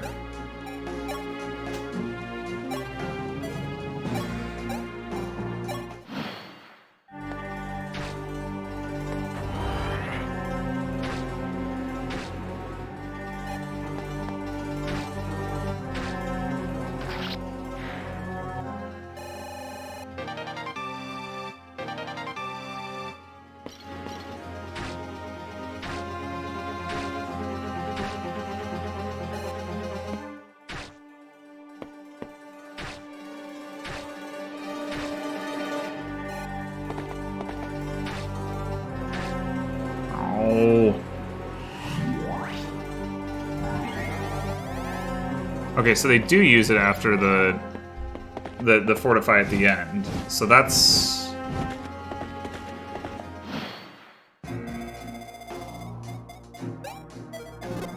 I mean, not that it really matters since the Fortify heal and the What's It damage are about the same, but anyway, I was wrong about the order there. Alright, so we have to do this as usual.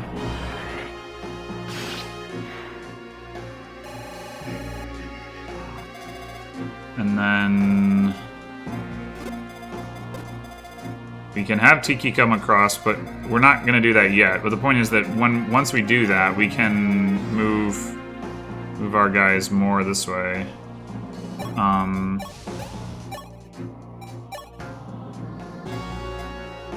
30.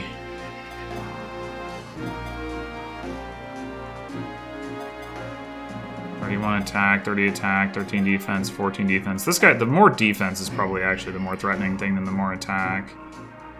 So let's hit this guy. We're gonna do, well, wait a minute. We're gonna do 29 and 27, which is not enough to kill. Okay, never mind, we're gonna go for this guy.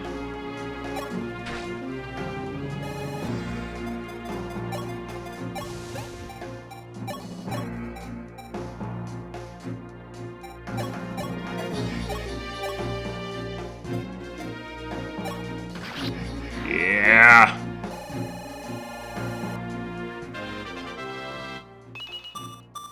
Oh, the strength and the skill. Woo! All right. So once again, it's got to be Merrick going for the general. No crit. That's all I want is for you to crit that guy.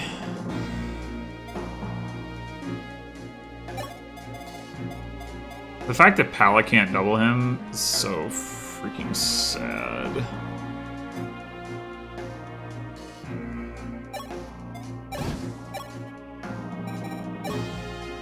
Alright.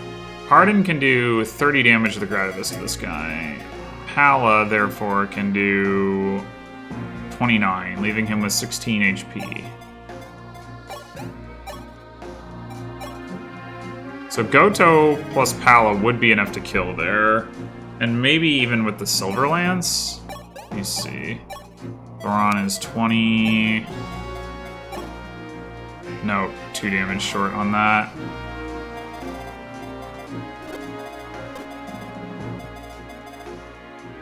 This guy went up here, which means we've got a little bit more clearance down here. That's good. While I'm thinking about that... Oh no, he's got 30 HP! What an inconsiderate jerk.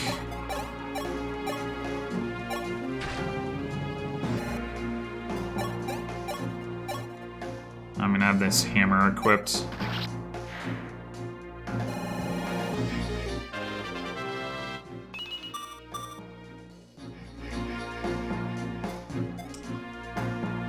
Inconsiderate.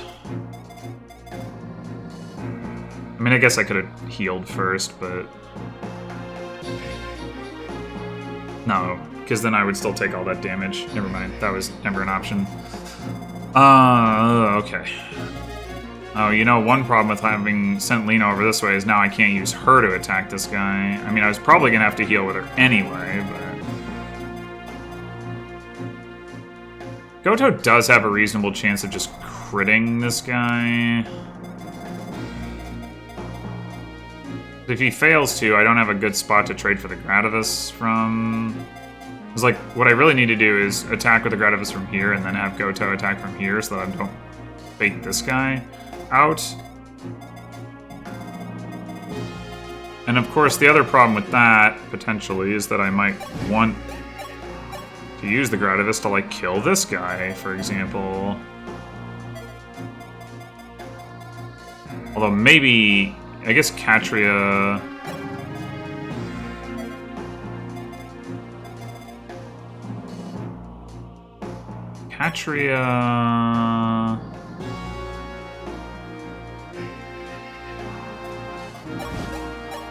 has this superpowered javelin that she can use. You... Oh, you don't double. What? Oh, no. Oh, no. You have got to be kidding me. Oh, God.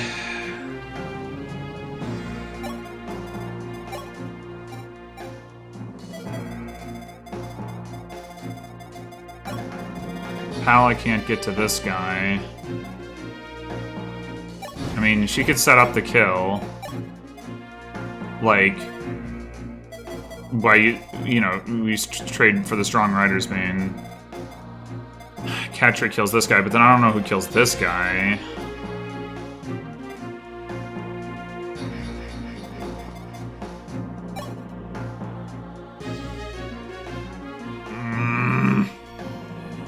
We trade for the Gradavis with Pala. We have Harden kill this guy with a Rider's Bane. We kill this guy and we just wall against this guy, I guess is our other option. It's not an option I like very much, especially not with this guy coming in. I mean, we've got two fairly durable units here to work with, but this guy does 30 damage.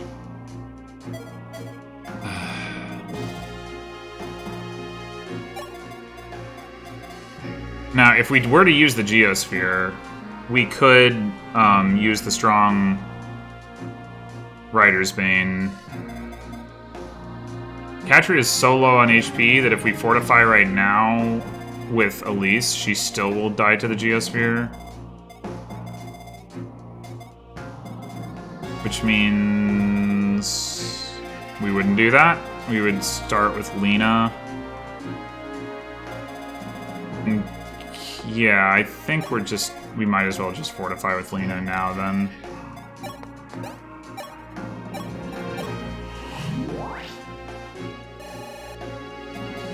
That being said, Katria can't survive if we use the Geosphere and don't heal with Goto, who is otherwise occupied. So the other option is we wall against this guy. Somehow. I guess, like,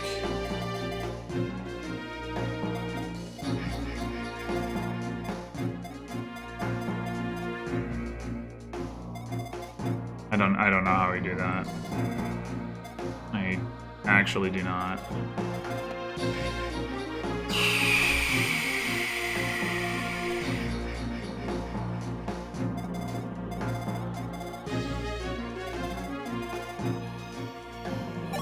I mean, okay, if we... Oh, great. I was hoping I could put Katria here, but I guess not.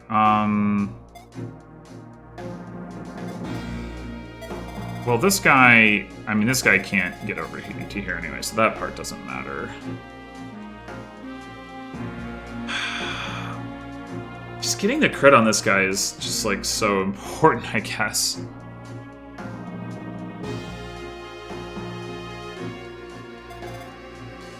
I still don't understand how that... I guess the Geosphere would mean that this guy would have, like, another 13 damage. And that would mean the Gradavis wouldn't kill. So why would it... How would it even help?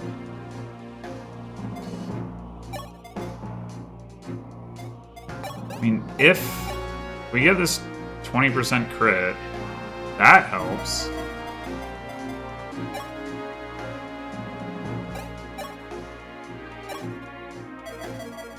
Wait, did I do the math wrong? Hold on. No, I didn't. It's the Gradavis just does a lot more damage than the Silver Lance. Right, right. How much damage does Marth do to this guy? 7. So, like, I mean, the problem is we end up baiting this guy, but there is, like...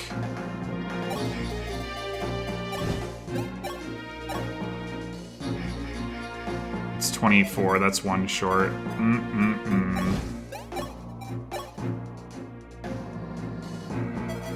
Like, if Goto were to attack from here, and then we... Like, Harden moves out of the way. We don't have the Gratitus. Marth plus Pala could do enough damage, but not safely. Killer Lance gives us a possibility.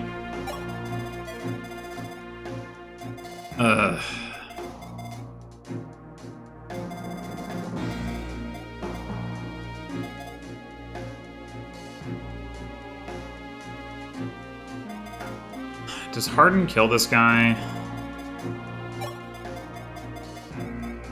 With the Gratitus. 41, 31, 28. Yes, exactly. He kills him exactly. So if we open the lane for Harden, we can one-round this guy. Which is good, because that's a thing that we can't otherwise do. So that is good to know. So we can have Katria kill this guy from a safe position.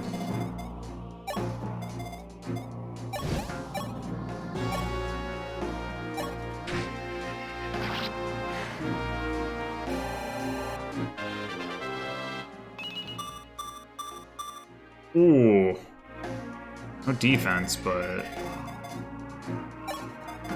have Zane... kill this guy.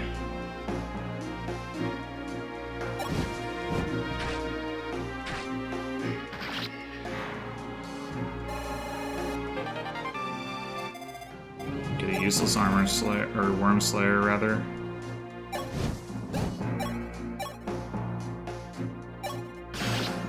That's Harden. All right, now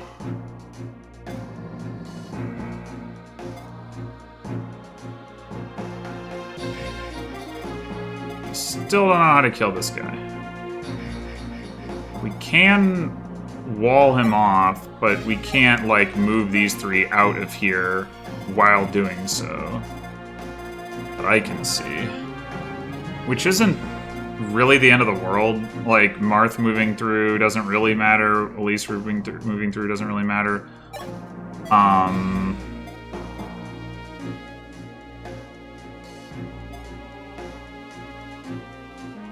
But is there a way... Oh, wait, we can't move Marth in to attack this guy because the swarm guy is there. Never mind. Yeah, I don't...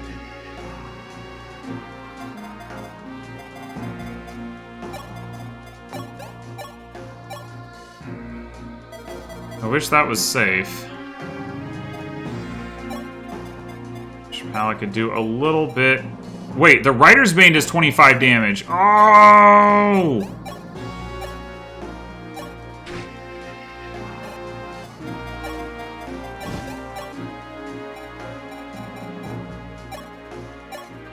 The strong Rider's Bane! Clutch. Well, that wasn't very clutch. But still. Alright. There's no reason that the mage should come after those two. So, do we want to pop another Fortify? Yes, we do. For Harden's sake. Actually, wait, is Harden gonna live? Harden might not live. Oh, no, he's not gonna live. Oh, wait, we've got Boa. We've got Boa. It's okay.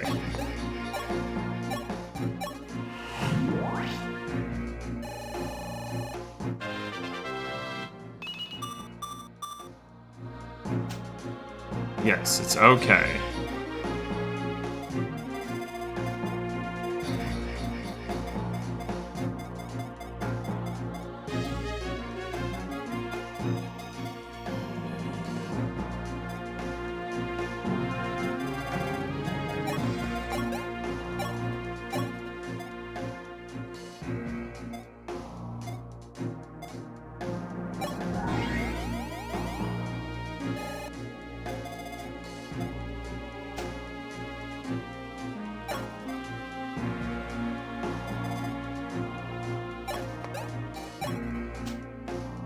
Alright, we might as well go ahead and pop the save point. If things don't work out, we're gonna have to restart anyway.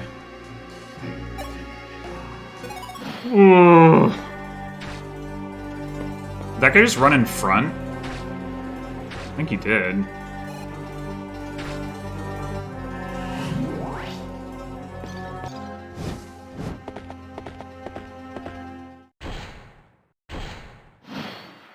He did! What a kind lad.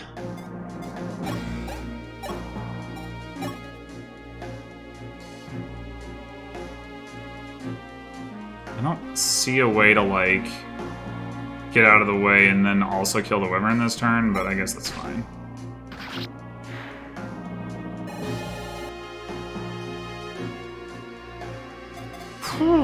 Okay. Assuming this guy doesn't move. He might well move, though. He might well come after us, which would be annoying, but maybe we could deal with it. Not a big deal. It's kind of ironic, though, that I'd switch out for George and then, like, the enemies move in that way. Well, at least Boa is safe. We don't have to worry about him getting crit now. Okay.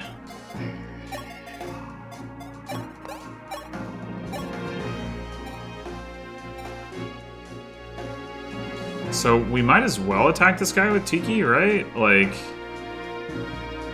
I mean, he'll stay in this room. I guess that's the downside.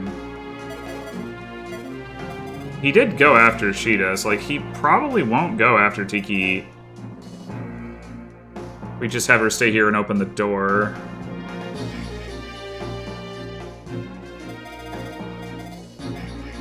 So, I mean, that's something to consider.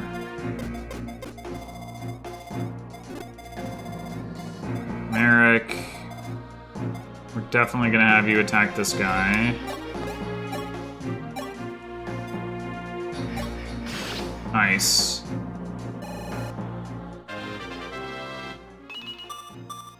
Hey, more magic. Okay.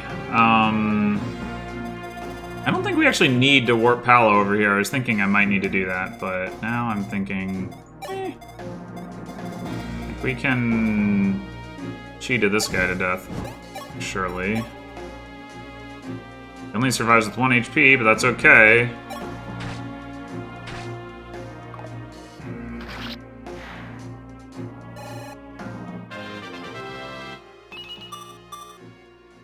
Hey, more strength, I'll take it. And so we got Zane could definitely take out this one, and probably is the least useful against this guy in general, so go for that.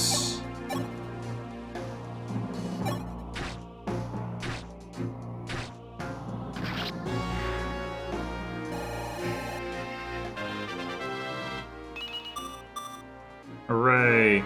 I guess him gaining HP actually is relevant. Okay. I mean, not very relevant, but more than 0 relevant. Alright, we need 10 damage on this guy for Palo to finish him off. This guy we want to lure out with Katria, I guess, with her strong javelin. So I wanted to have her be the one to throw the javelin at this guy, but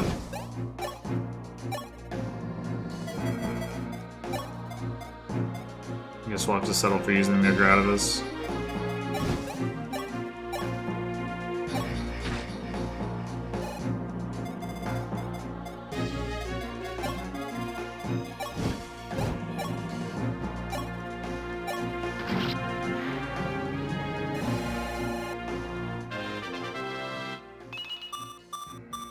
Speed! I don't know if getting to 16 speed actually matters as a benchmark, but alright, I want to go ahead and hammer in the Excalibur now.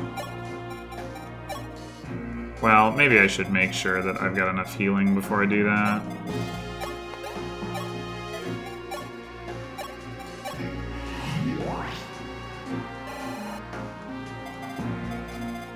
I mean, who even needs healing? Is, I guess, a question that could be asked.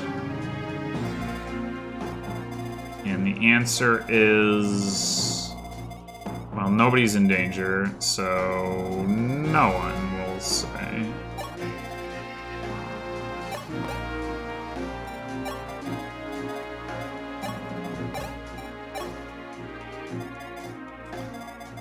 Gonna prepare to warp burst. I don't know if we're gonna do it right away or not, but I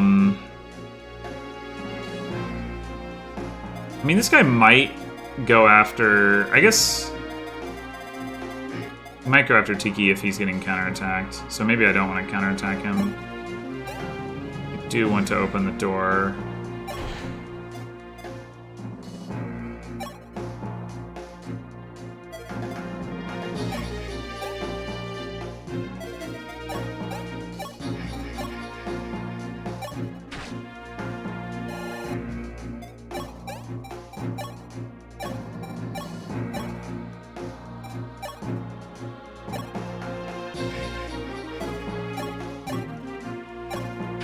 Aha!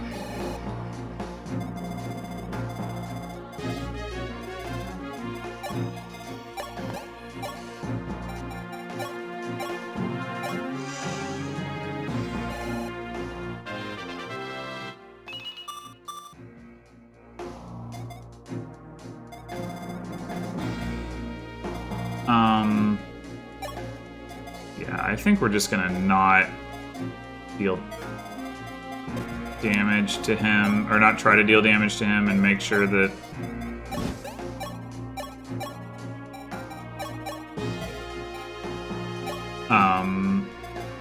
that he comes after Katria, not Tiki.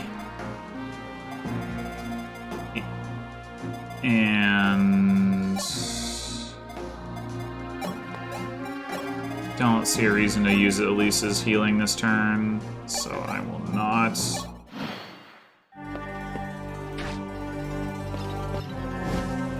Yep, that guy's coming. Okay. Annoying, but we do have Merrick. We will wait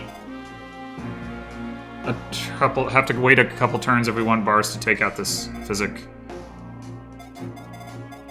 But that is going to be the goal. Actually, maybe I should leave Bars here, the hand axe, for like when those reinforcements show up, or when the first reinforcement shows up, I want it to come after Bars if he's still there, so that it doesn't go after, so it doesn't come down here, and then we can kill it with George too. Meanwhile,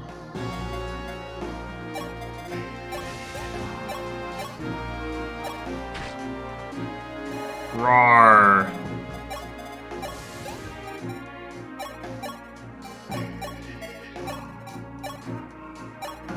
Roar! Alright, Tiki...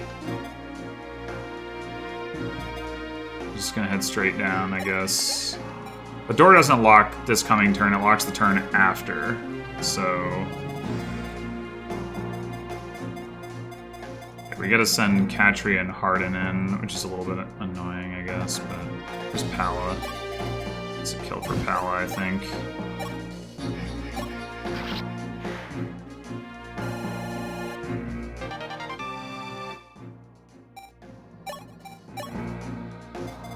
Alright, I want Marth over here so he can block the stuff.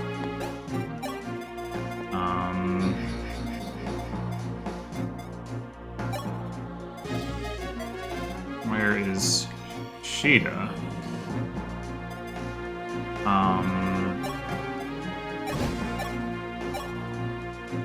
Have you do that.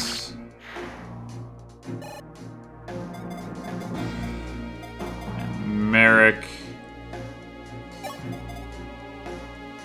Actually, I'm gonna get...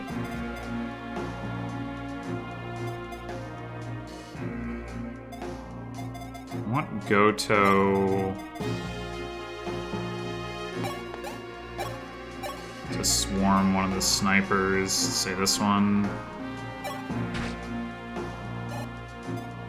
Yeah, we're just gonna have Lina heal Sheeta. We're gonna have Merrick also attack one of the snipers, well, the same sniper. Oh!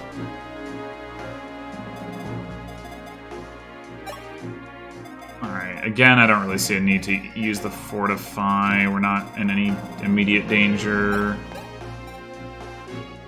I mean, I'm gonna want to hammer in this Fortify soon, I guess, so maybe I should go ahead and use it.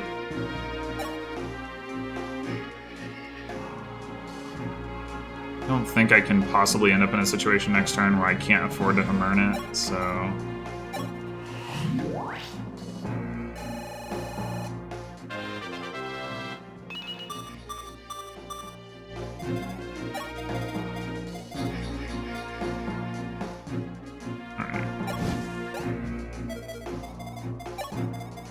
Arden, Patria, get on the points.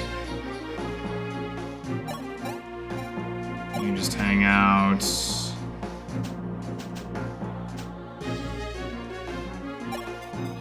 You don't need to do anything. You don't need to do anything. You don't need to do anything.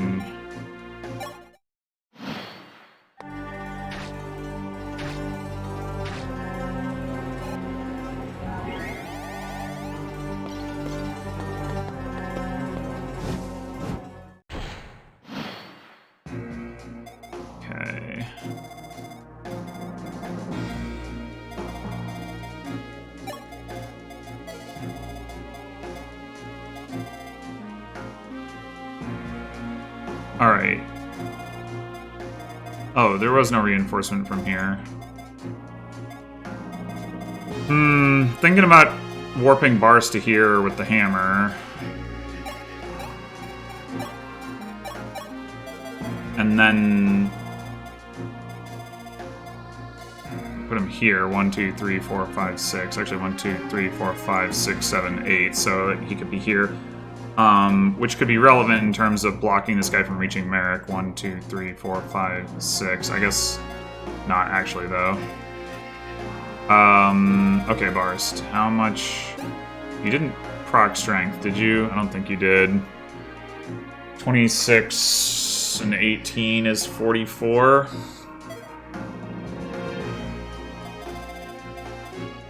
Um, 44 minus 17 is 34, 20. Yeah, he's not one rounding. Use the swarm to get to kill him, I guess. I mean, what's the situation here? 3 damage short, as expected. I don't think you can attack anything relevant. 55 to hit on this guy is actually pretty alright.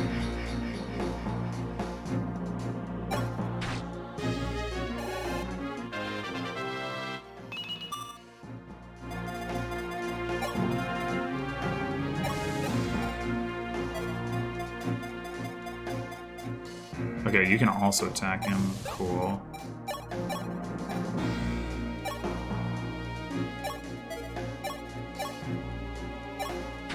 Oh my gosh. Clutch performance. And that means we should be able to kill this guy without, yeah, assistance from Swarm. Which is great news.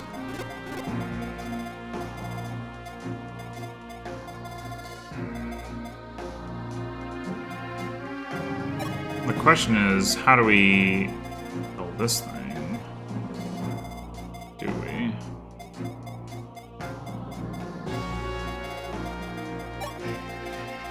Pala's in range. Okay.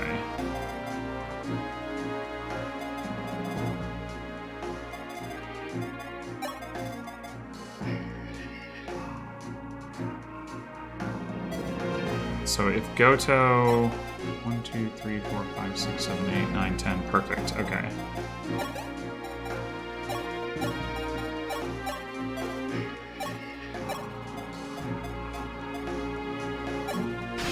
Ooh. Got him.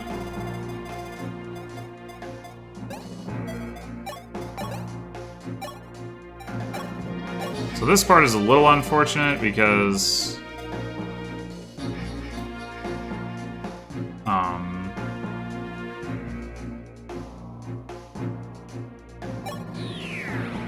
when that wyvern shows up, it's not going to come up here. Like, 1, 2, 3, 4, 5, 6, 7, 8, 9, 10. But...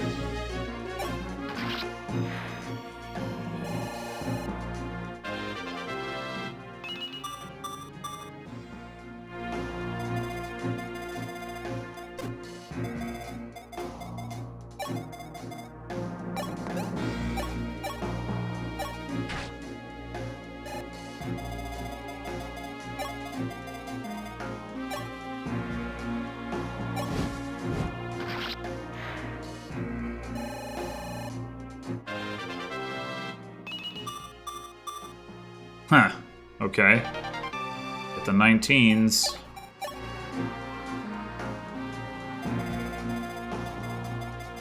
Alrighty, now we can mosey on out of here.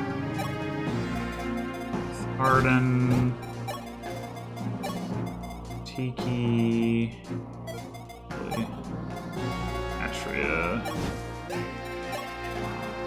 First. Tiki. Marth, go hang out over there. And... you don't need to do anything.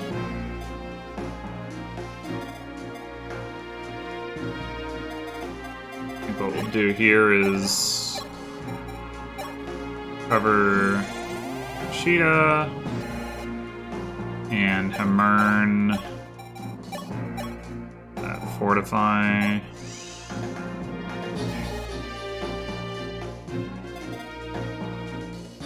Zane can just continue to hang out, I guess.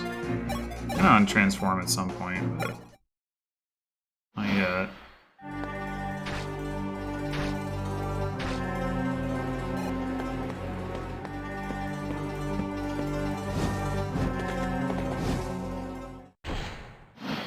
Now, Barst is going to be faced with this guy, but he's not that threatening to Barst, relatively speaking. What is threatening, I guess, a little bit more so is that guy coming over and attacking him and doing like 26 damage. So we kind of need to make sure this guy dies.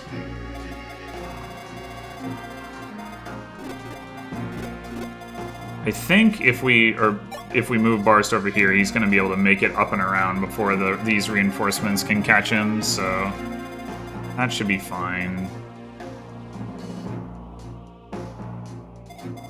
We can have our ballistas take their shot over here.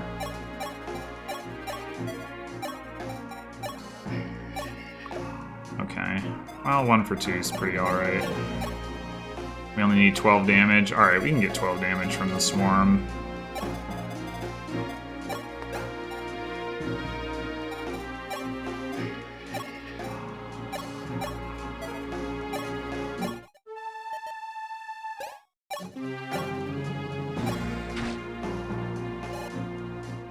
We don't even need to get this kill with Sheeta if we don't want to.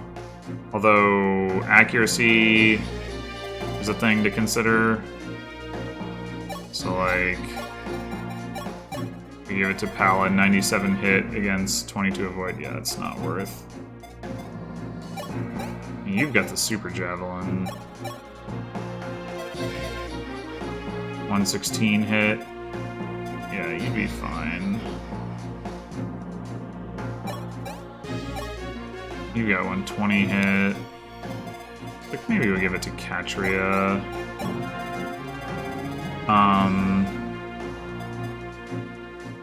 Who do we want Zane to imitate this time?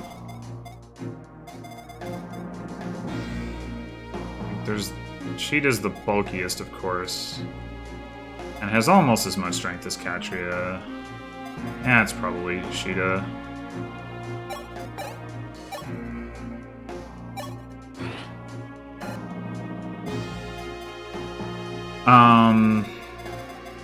Oh, this guy's almost here, huh?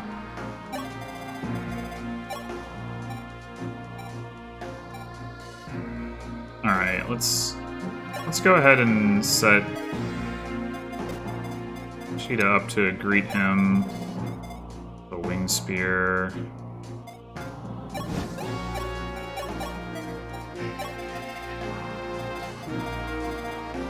Let me just double check what this actually looks like.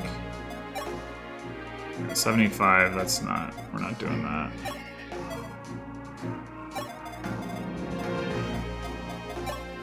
$94, I will do that. Guess we'll get in support range, because that's proven itself to matter.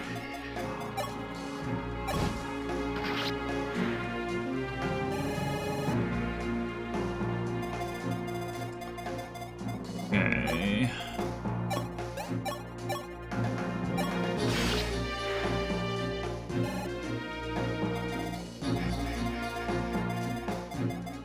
So I should turn this on. And we could try to bait this guy away from Barst, but with how close these guys are, I don't know that I actually want to. Barst will do fine. Actually, we could also warp George out and snipe the guy next turn. So that's something to consider.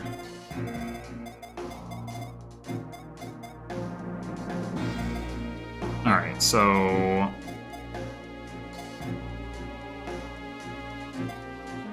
let's see, what else can we do? Get Hermurna Warp Staff just for the heck of it, I guess.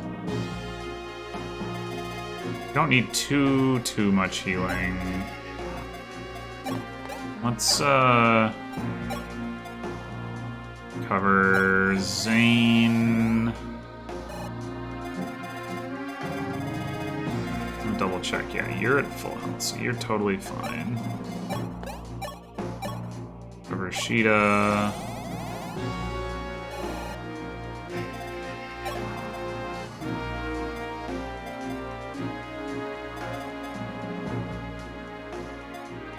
Yeah, why not Hermurna Warp Staff? I mean, I don't think I'm gonna need it, but...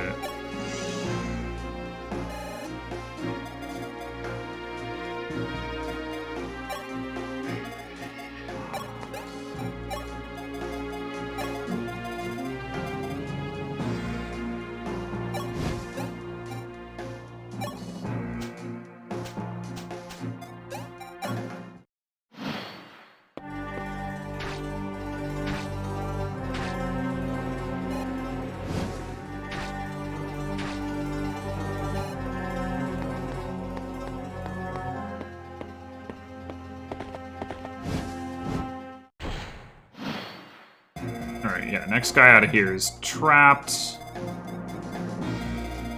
This is Boa's last warp charge, but I don't care.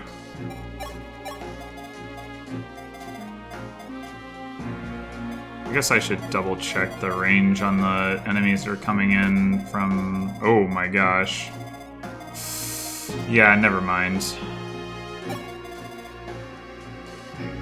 I'm just gonna...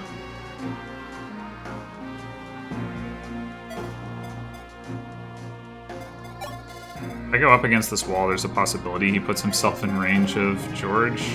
It's not a strong possibility, but...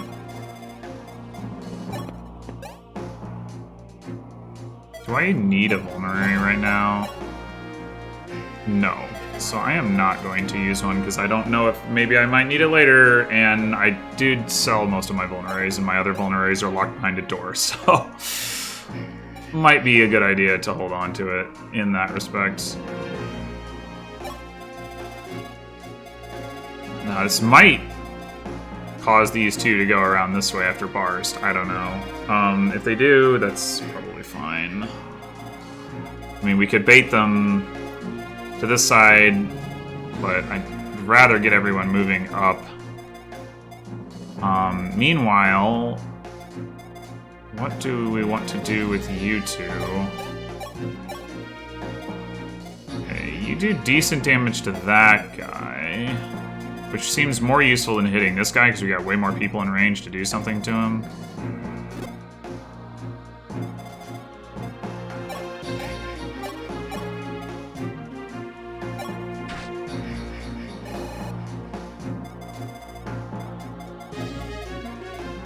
I guess you can't reach him.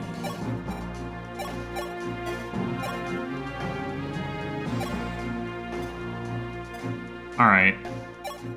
Attack that one then. And then when the flyer comes in next turn, if they come over here, we'll be able to shoot that. Okay.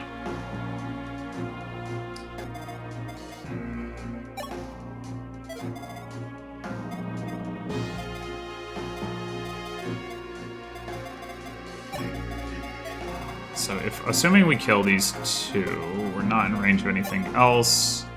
How much is Strong Dragon Pike doing? How much damage can you take? You need to be healed, and then we need 17 additional damage, which I have to imagine we can get from Harden. Let's just do it the other way around, I guess. I mean, I'd rather give Harden the XP, but like, whatever. Not needing to worry about the healing is probably more valuable anyway.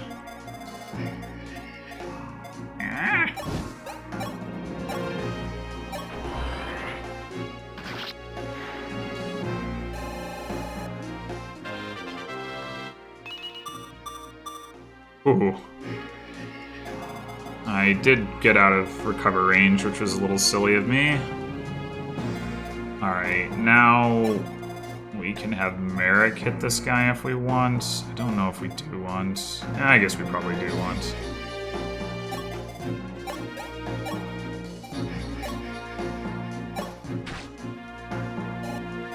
This is another kill that I'm going to feed to Pala, although I now kind of wish I had done something to get just a little bit of XP for... Oh.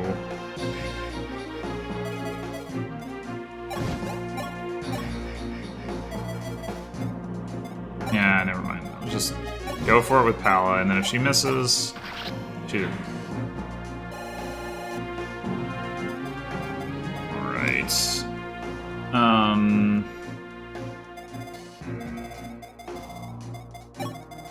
So you get a move on. I have 12 charges of this Fortify. I'm just going to use one.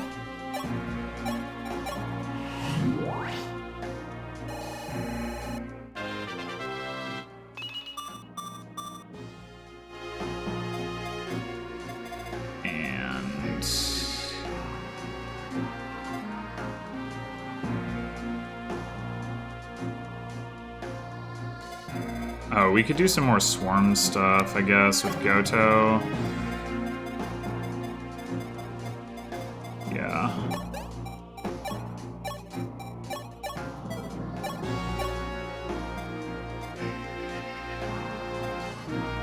I think this is more valuable.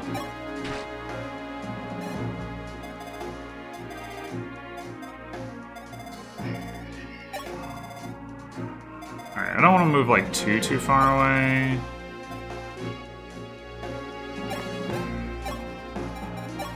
Sure, do that. That'll matter. I'm just gonna kind of move like this.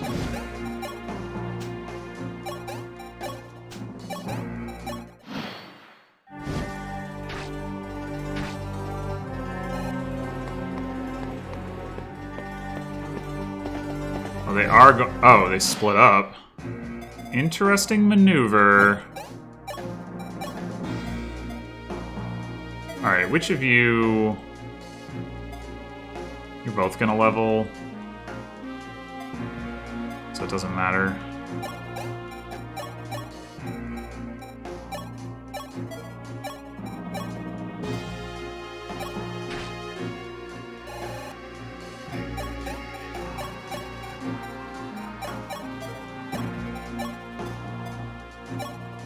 Especially interesting maneuver to split up such that the flyer was the one that came into the range of the ballistas. Okay, sure. Alright, well, we're not warping Georgian. No, we are not. Do that. Yeah, we can get out of range. It's good to know. But yeah, this side is now pretty secure, so we can pretty much just clear out. I think we're gonna want to double swarm again, probably.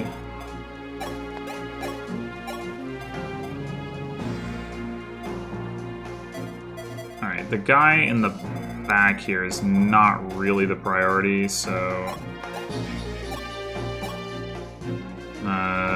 although, actually... Well, no, because we can't attack him because then we go into range of Medius. So... Yeah, I was gonna say we could swarm him and then kill him, but no, we can't do that. Which means... I'm just gonna attack this guy.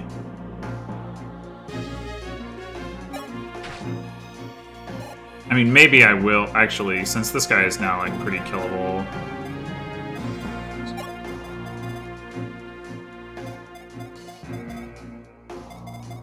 Okay, that guy has 23 speed. He does only have a javelin, but 35 damage with it. So, like, Pala would take... Actually, she survives. Still, can I kill with a javelin here? No. I mean, I can screen, and this guy has a dragon pike, so he's not, like, people who aren't getting doubled should be okay against them in general.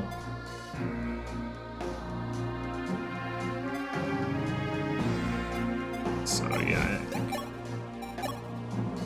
Oh, right, she only has... that hit rate because of... Yeah, okay, forget it. Let's just give the kill to Katria then. With the power javelin. She gets a level anyway. More defense. Alright. And now we gotta put some damage on this guy so that we can have Sheeta come in and pop him with the super pike. 17 damage. I mean, Harden with the Gradavis can do that again, for sure.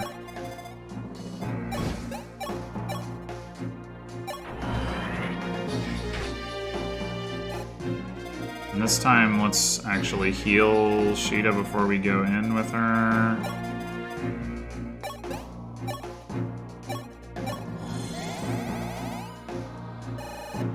And that'll bait this guy out, and he'll attack into the Dragon Pike and take lots of damage, and that'll be great.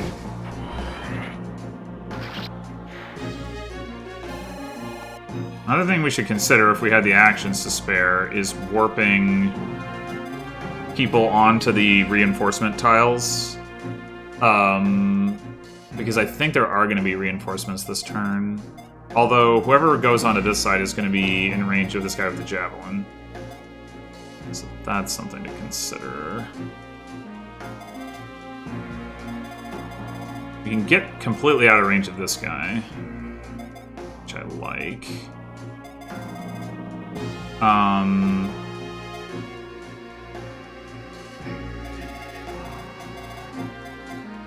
I think I'm just gonna put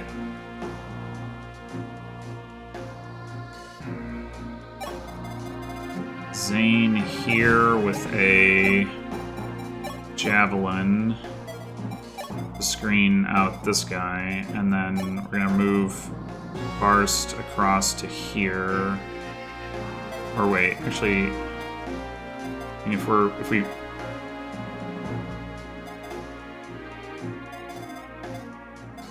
maybe we just cover this one.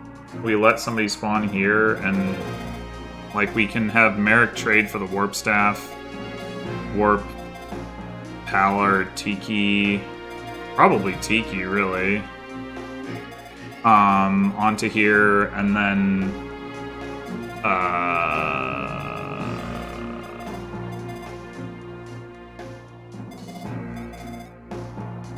or we can just not heal Barst. That probably makes more sense. Then we can double warp.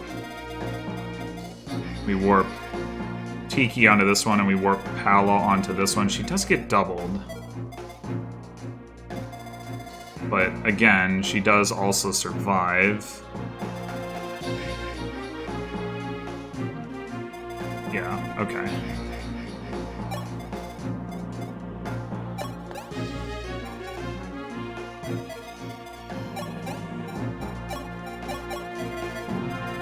Or... well, she can't kill this guy, so that's not an option. But what if... I don't think she can kill this guy. I mean, this guy, rather. Let's see how she could. No, never mind. Okay, yeah, so... actually, maybe I want Merrick to have the staff so that I can him earn it next turn if I really want to.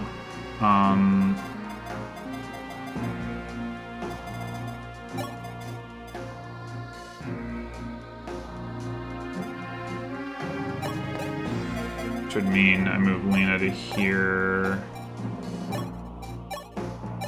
Or Pala. Wait. I was gonna have. Oh, I was gonna have Barst use the save point. But I can't do that. Well, wait. Maybe I can. He takes 17. I can use the vulnerary. Okay. No, but I can't use the vulnerary and the save point. Right. But I can heal him with Boa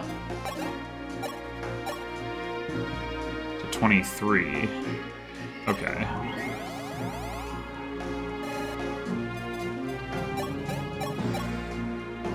Right, and now he's good. I'm actually gonna save before I do the warp stuff, in case that turns out to be a bad idea for reasons that I don't know why it would, but...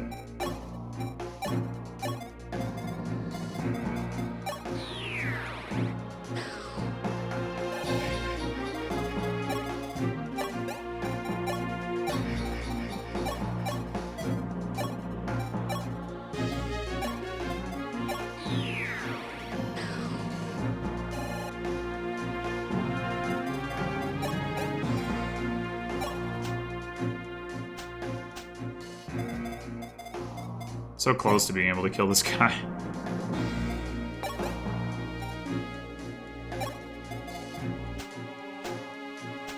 Oh, that's not what I wanted.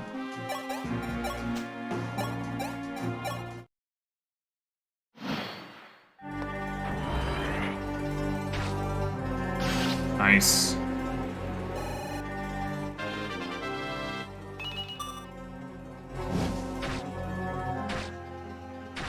Maybe I shouldn't have warped Tiki in, because now I'm not going to be able to just, like, attack.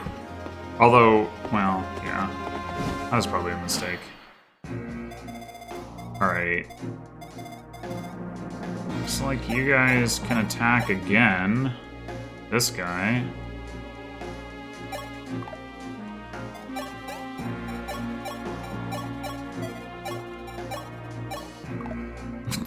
Okay. I mean, granted, the reinforcements shouldn't show up this turn, so like we can move off the tile this turn with Tiki and prepare to attack with her next turn. We can also potentially warp again. Alright, so assuming we kill this guy, yeah, we're good to go over here.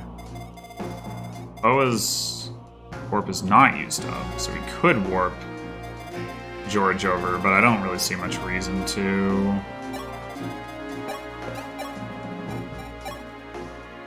That's a kill.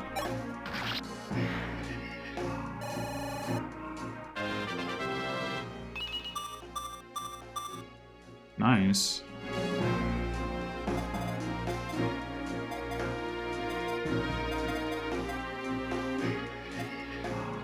I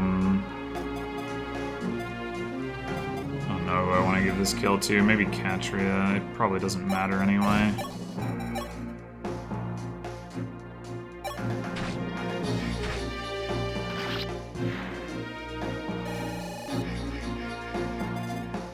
Okay, so now...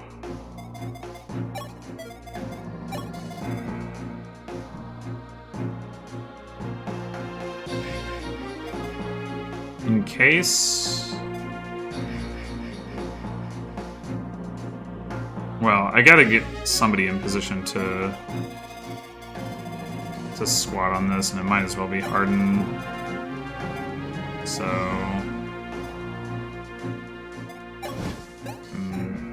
here, bring Tiki down, preparation for attacking. Pala might as well just sit still.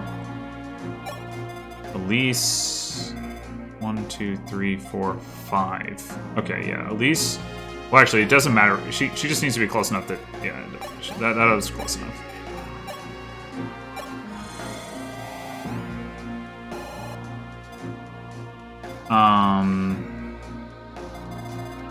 I guess somebody ought to go deal with this guy.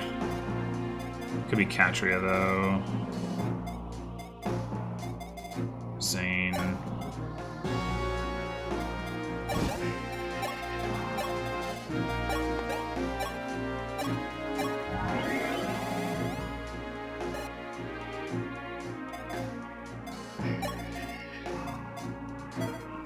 I want to leave... I mean, Sheeta doesn't need to attack Medius, like... so, I guess there's no reason to move her further in. Really.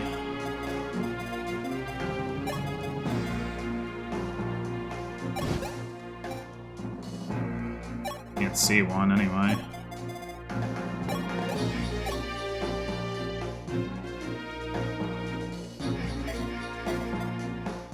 Yeah, let's hammer in that warp staff, because that's gonna matter.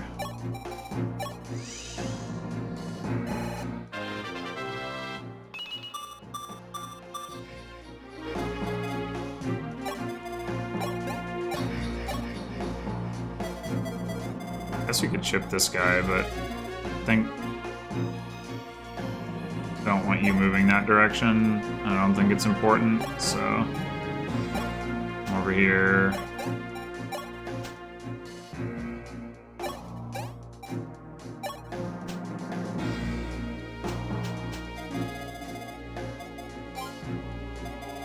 All right.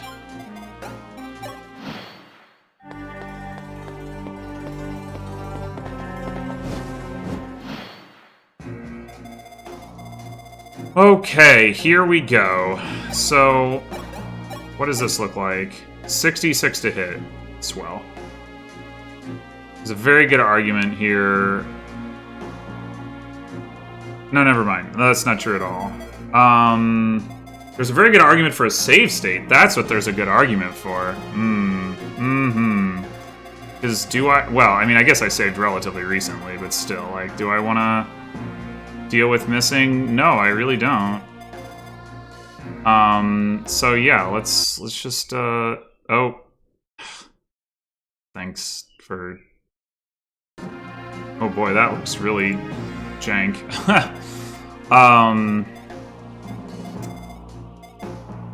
Yeah, that is a lot less smooth than doing this on, like, MGBA, I can tell you. Okay, anyway, yeah, I think... I can't see any reason we wouldn't go ahead and just attack now.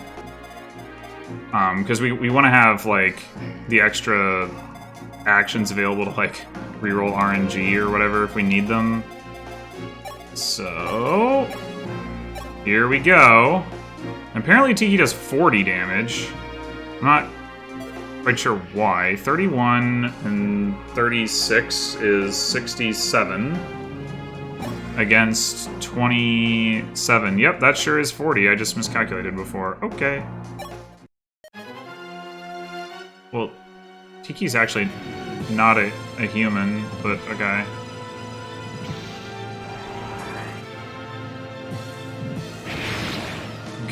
Oh. What? She one-shot him? What? What? Did she crit? I don't know. Like, I don't know what her crit animation looks like. It didn't make like the crit noise, but seriously? After all that, she one-shot him? Even though she wasn't... like, what the heck?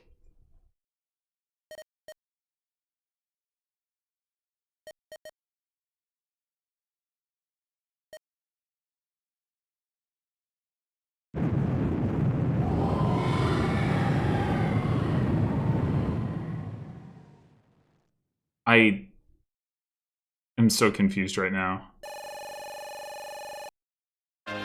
Did I try attacking with Marth that one time? I know I checked the damage, but I don't remember whether I tried attacking with him. Like, maybe it's just like Ike killing Ashera or whatever, and it's just like, oh, you just win, even though there's no reason. I mean, except with Ike killing Ashera, you don't just win. You actually have to be able to kill, but like, maybe it's like a cutscene in that respect, is what I mean. I don't know. I'm just very confused about that.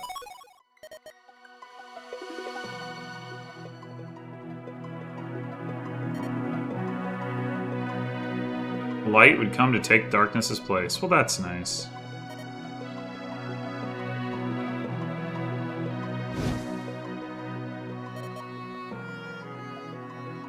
Yes, Marth, you did. You stayed in a room on the left side, locked behind a door.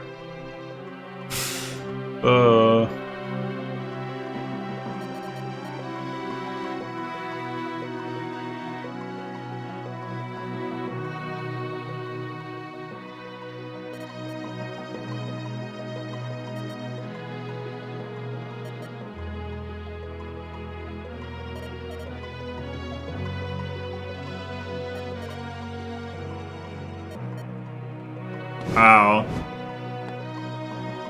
Marth does not pick up on Cheetah's hints, I guess.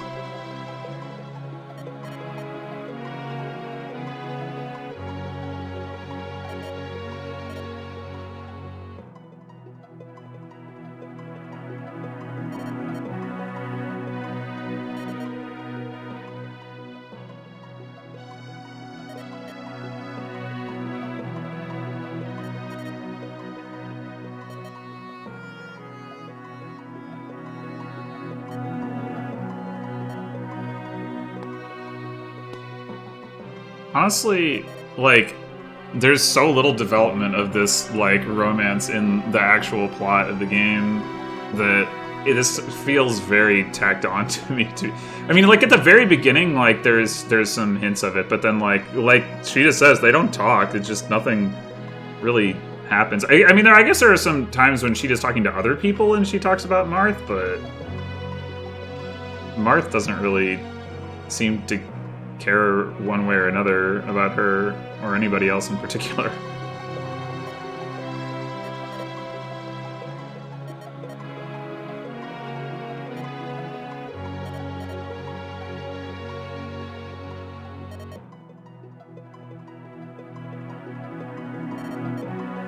Well, yeah, that's true. She is, I mean, she is best unit, so there, yeah, I mean...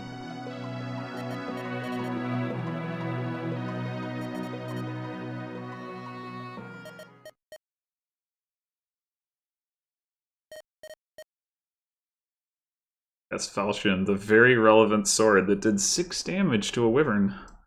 I think. I don't remember whether that happened this like run through the chapter or not.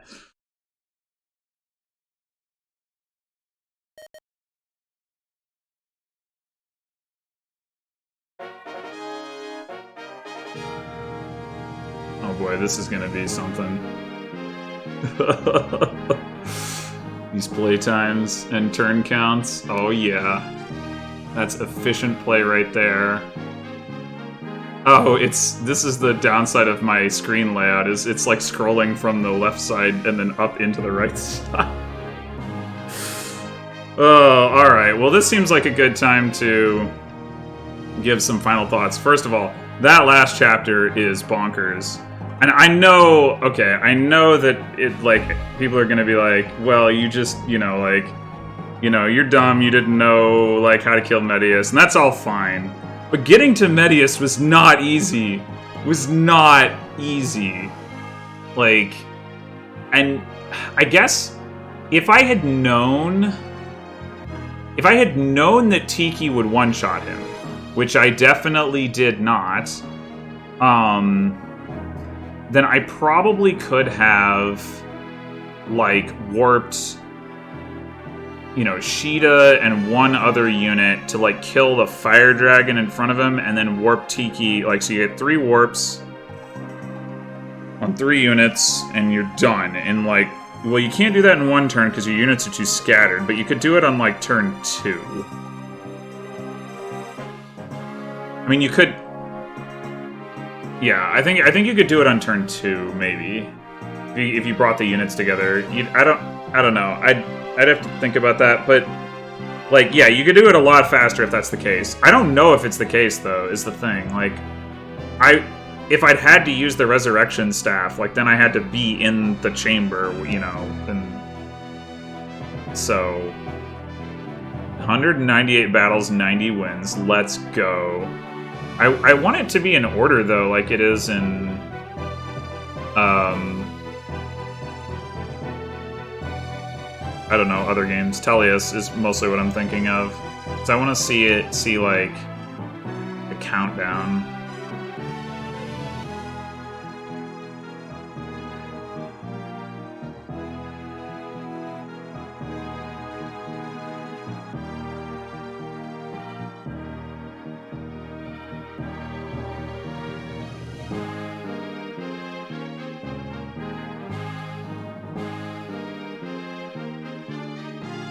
But yeah, so I mean the last chapter, I think I mentioned at other points that like the enemies are doing a lot more damage. Maybe the difference is that their Brave Lances were forged and they weren't forged in the earlier chapters, because I doubt they gained that much strength, but maybe they did gain that much strength. I don't know. Whatever the case, like, you know, surviving against like any of the enemies is just like super tough in that chapter, if it matters. Like if you need to actually get in there because you might need the Alm Staff. I mean, maybe, like, I don't know, maybe the LTC just, like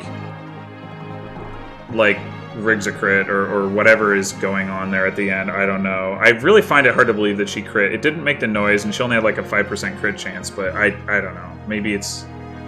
I'm still confused about that. The Lopper.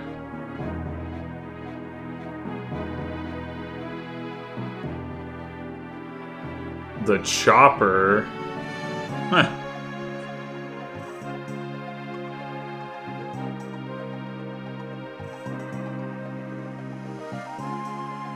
I didn't notice how many battles Barst won. I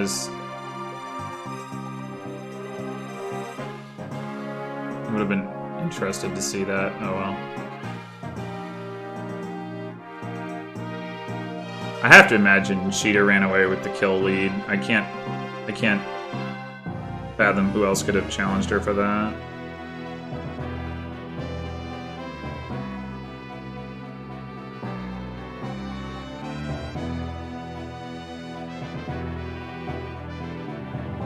I mean, I guess Barsk would be one of the candidates to be up there at least.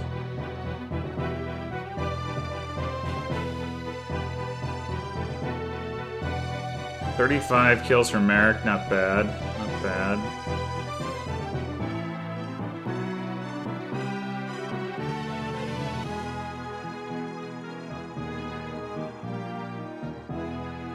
Anyway, so...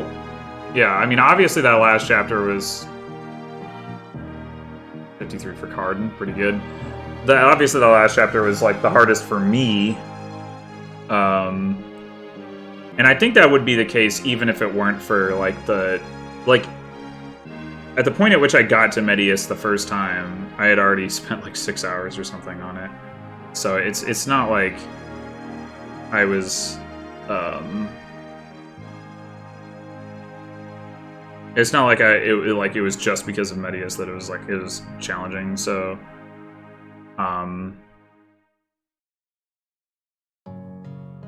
the number of enemy crits, too, that you could face, like, that you don't really have much mitigation against because your units are so spread out, and so you can't just, like, always throw Sheeta and her 30 luck out there because there's, you know, she can only be in one place, and there's, like, all these different groups you're dealing with.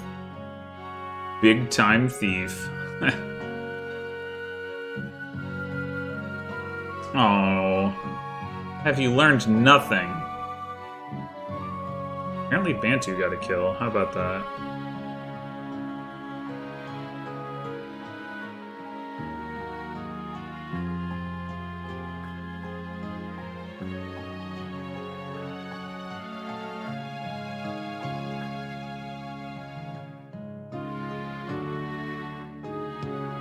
So overall, this game's really hard.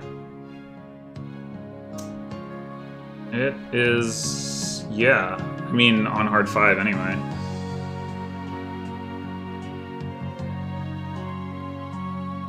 I don't know, like, I don't remember well enough what I thought of, like, some of the other difficult games the first time I played them. Specifically, I'm thinking of Radiant Dawn Hard Mode and Conquest, which I actually haven't played on Lunatic. I only played that on Hard, but Conquest Hard is still quite challenging. I guess I did start a run of, like, Awakening Lunatic. That was some silly nonsense.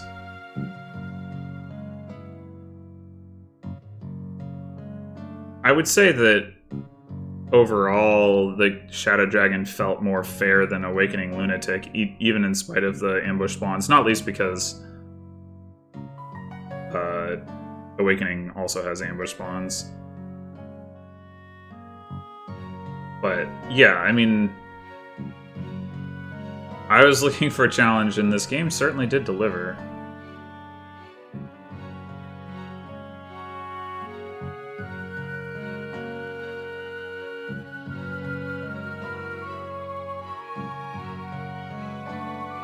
I mean, it's definitely... I find it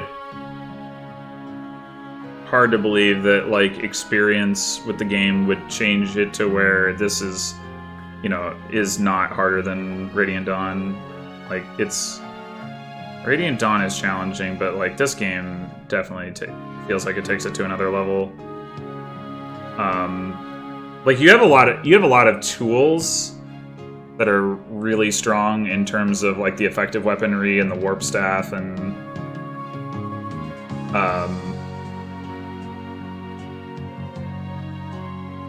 the class changing stuff, but the enemies are just so strong.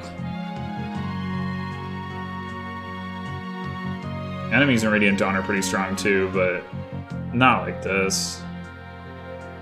Where, like, you literally don't have units that can engage more than 1 to 2 enemies in an enemy phase. Like you, there's just no equivalent of, like, the Laguz Royals in this game. 43 kills for Catria, let's go.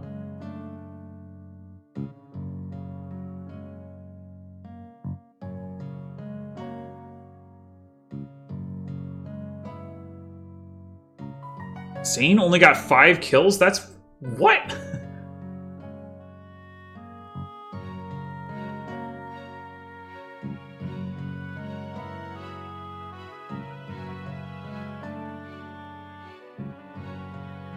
How did...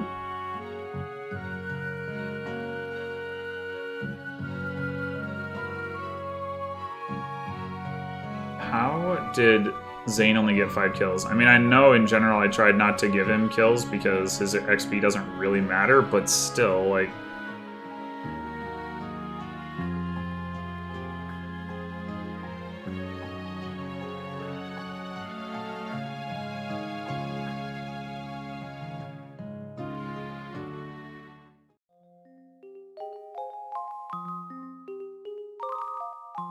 the end. Alright, we don't get to see the unit kills in order, and I wasn't paying close enough attention to register. I mean, Cheetah definitely won, but...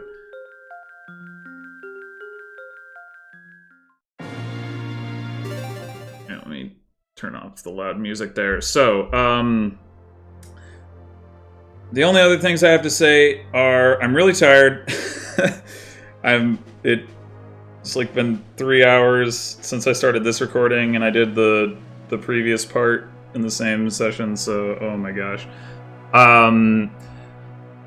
Plans for the future. I've had a few suggestions about playing New Mystery. I do want to do that. Why not just do like the, you know, blind lunatic reverse? That sounds like a good idea, right? I'm probably not actually joking, but I think I could probably use a break from this. So what I am going to do next is actually go back to Three Houses, which I haven't played in probably over a year at this point. I never did do Silver Snow, and I never used any of the Ash and Wolves characters in a outside of the DLC story, because by the time that DLC dropped, I was already into my third playthrough with the Blue Lions.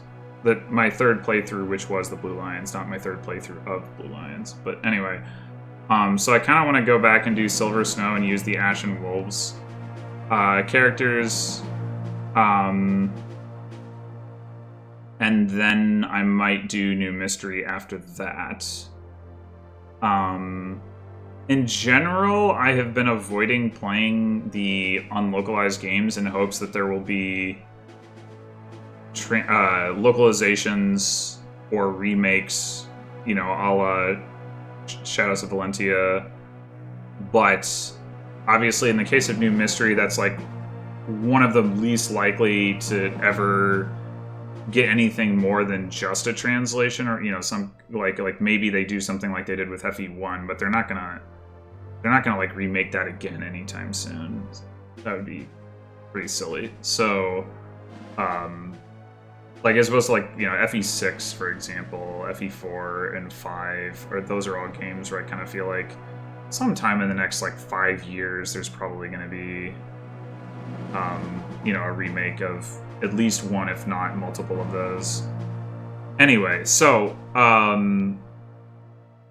I think New Mystery I will do soon. I could, you know, I have done some testing with 3DS emulation. I have a 3DS, but I don't have a capture card, and they seem like very hard to come by. So I've done some testing with 3DS emulation, and it seems to be okay. Like, everything says it's like not, you know, in like a release state, but from what I've seen, there's nothing like necessarily specifically wrong with it. So another potential option at some point is to do some of those games, but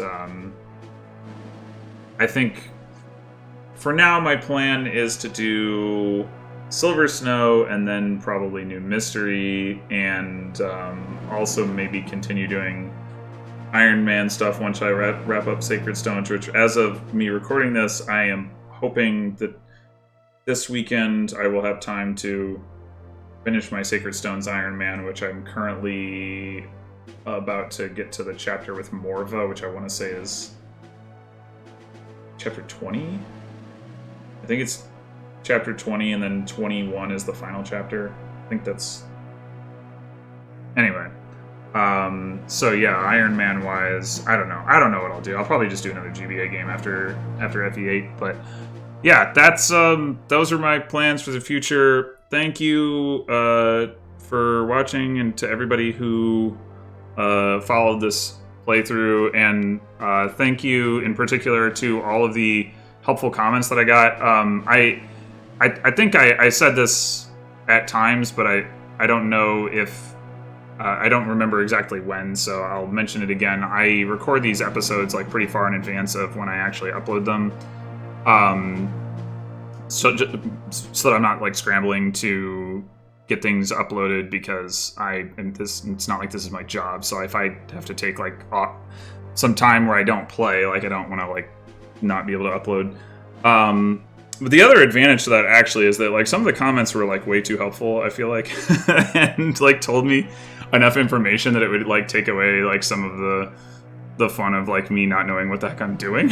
So it's just as well that I was way out ahead of those, but they were very helpful and I do appreciate it. I definitely learned a lot about the game from playing, but I also learned a lot from some of the things people said in the comments, and I am, of course, looking forward at some point in the future to playing through this again, knowing what I know and trying not to make such a mess of it. I think this would be a fun game to Iron Man. I don't know about on hard 5. I mean, maybe, but like, you know, the fact that I know that there's like, you know, replacement units and guidance chapters that you can get to, and you know, like other stuff such that like the game is like pretty doable in Iron Man, even if you are losing units. So that could be a good one to do at some point. All right, I think that's enough yammering. So once again, thanks for watching, and I hope to see you back for my Silver Snow playthrough. If not for that, then for my new mystery playthrough whenever that starts. So until then.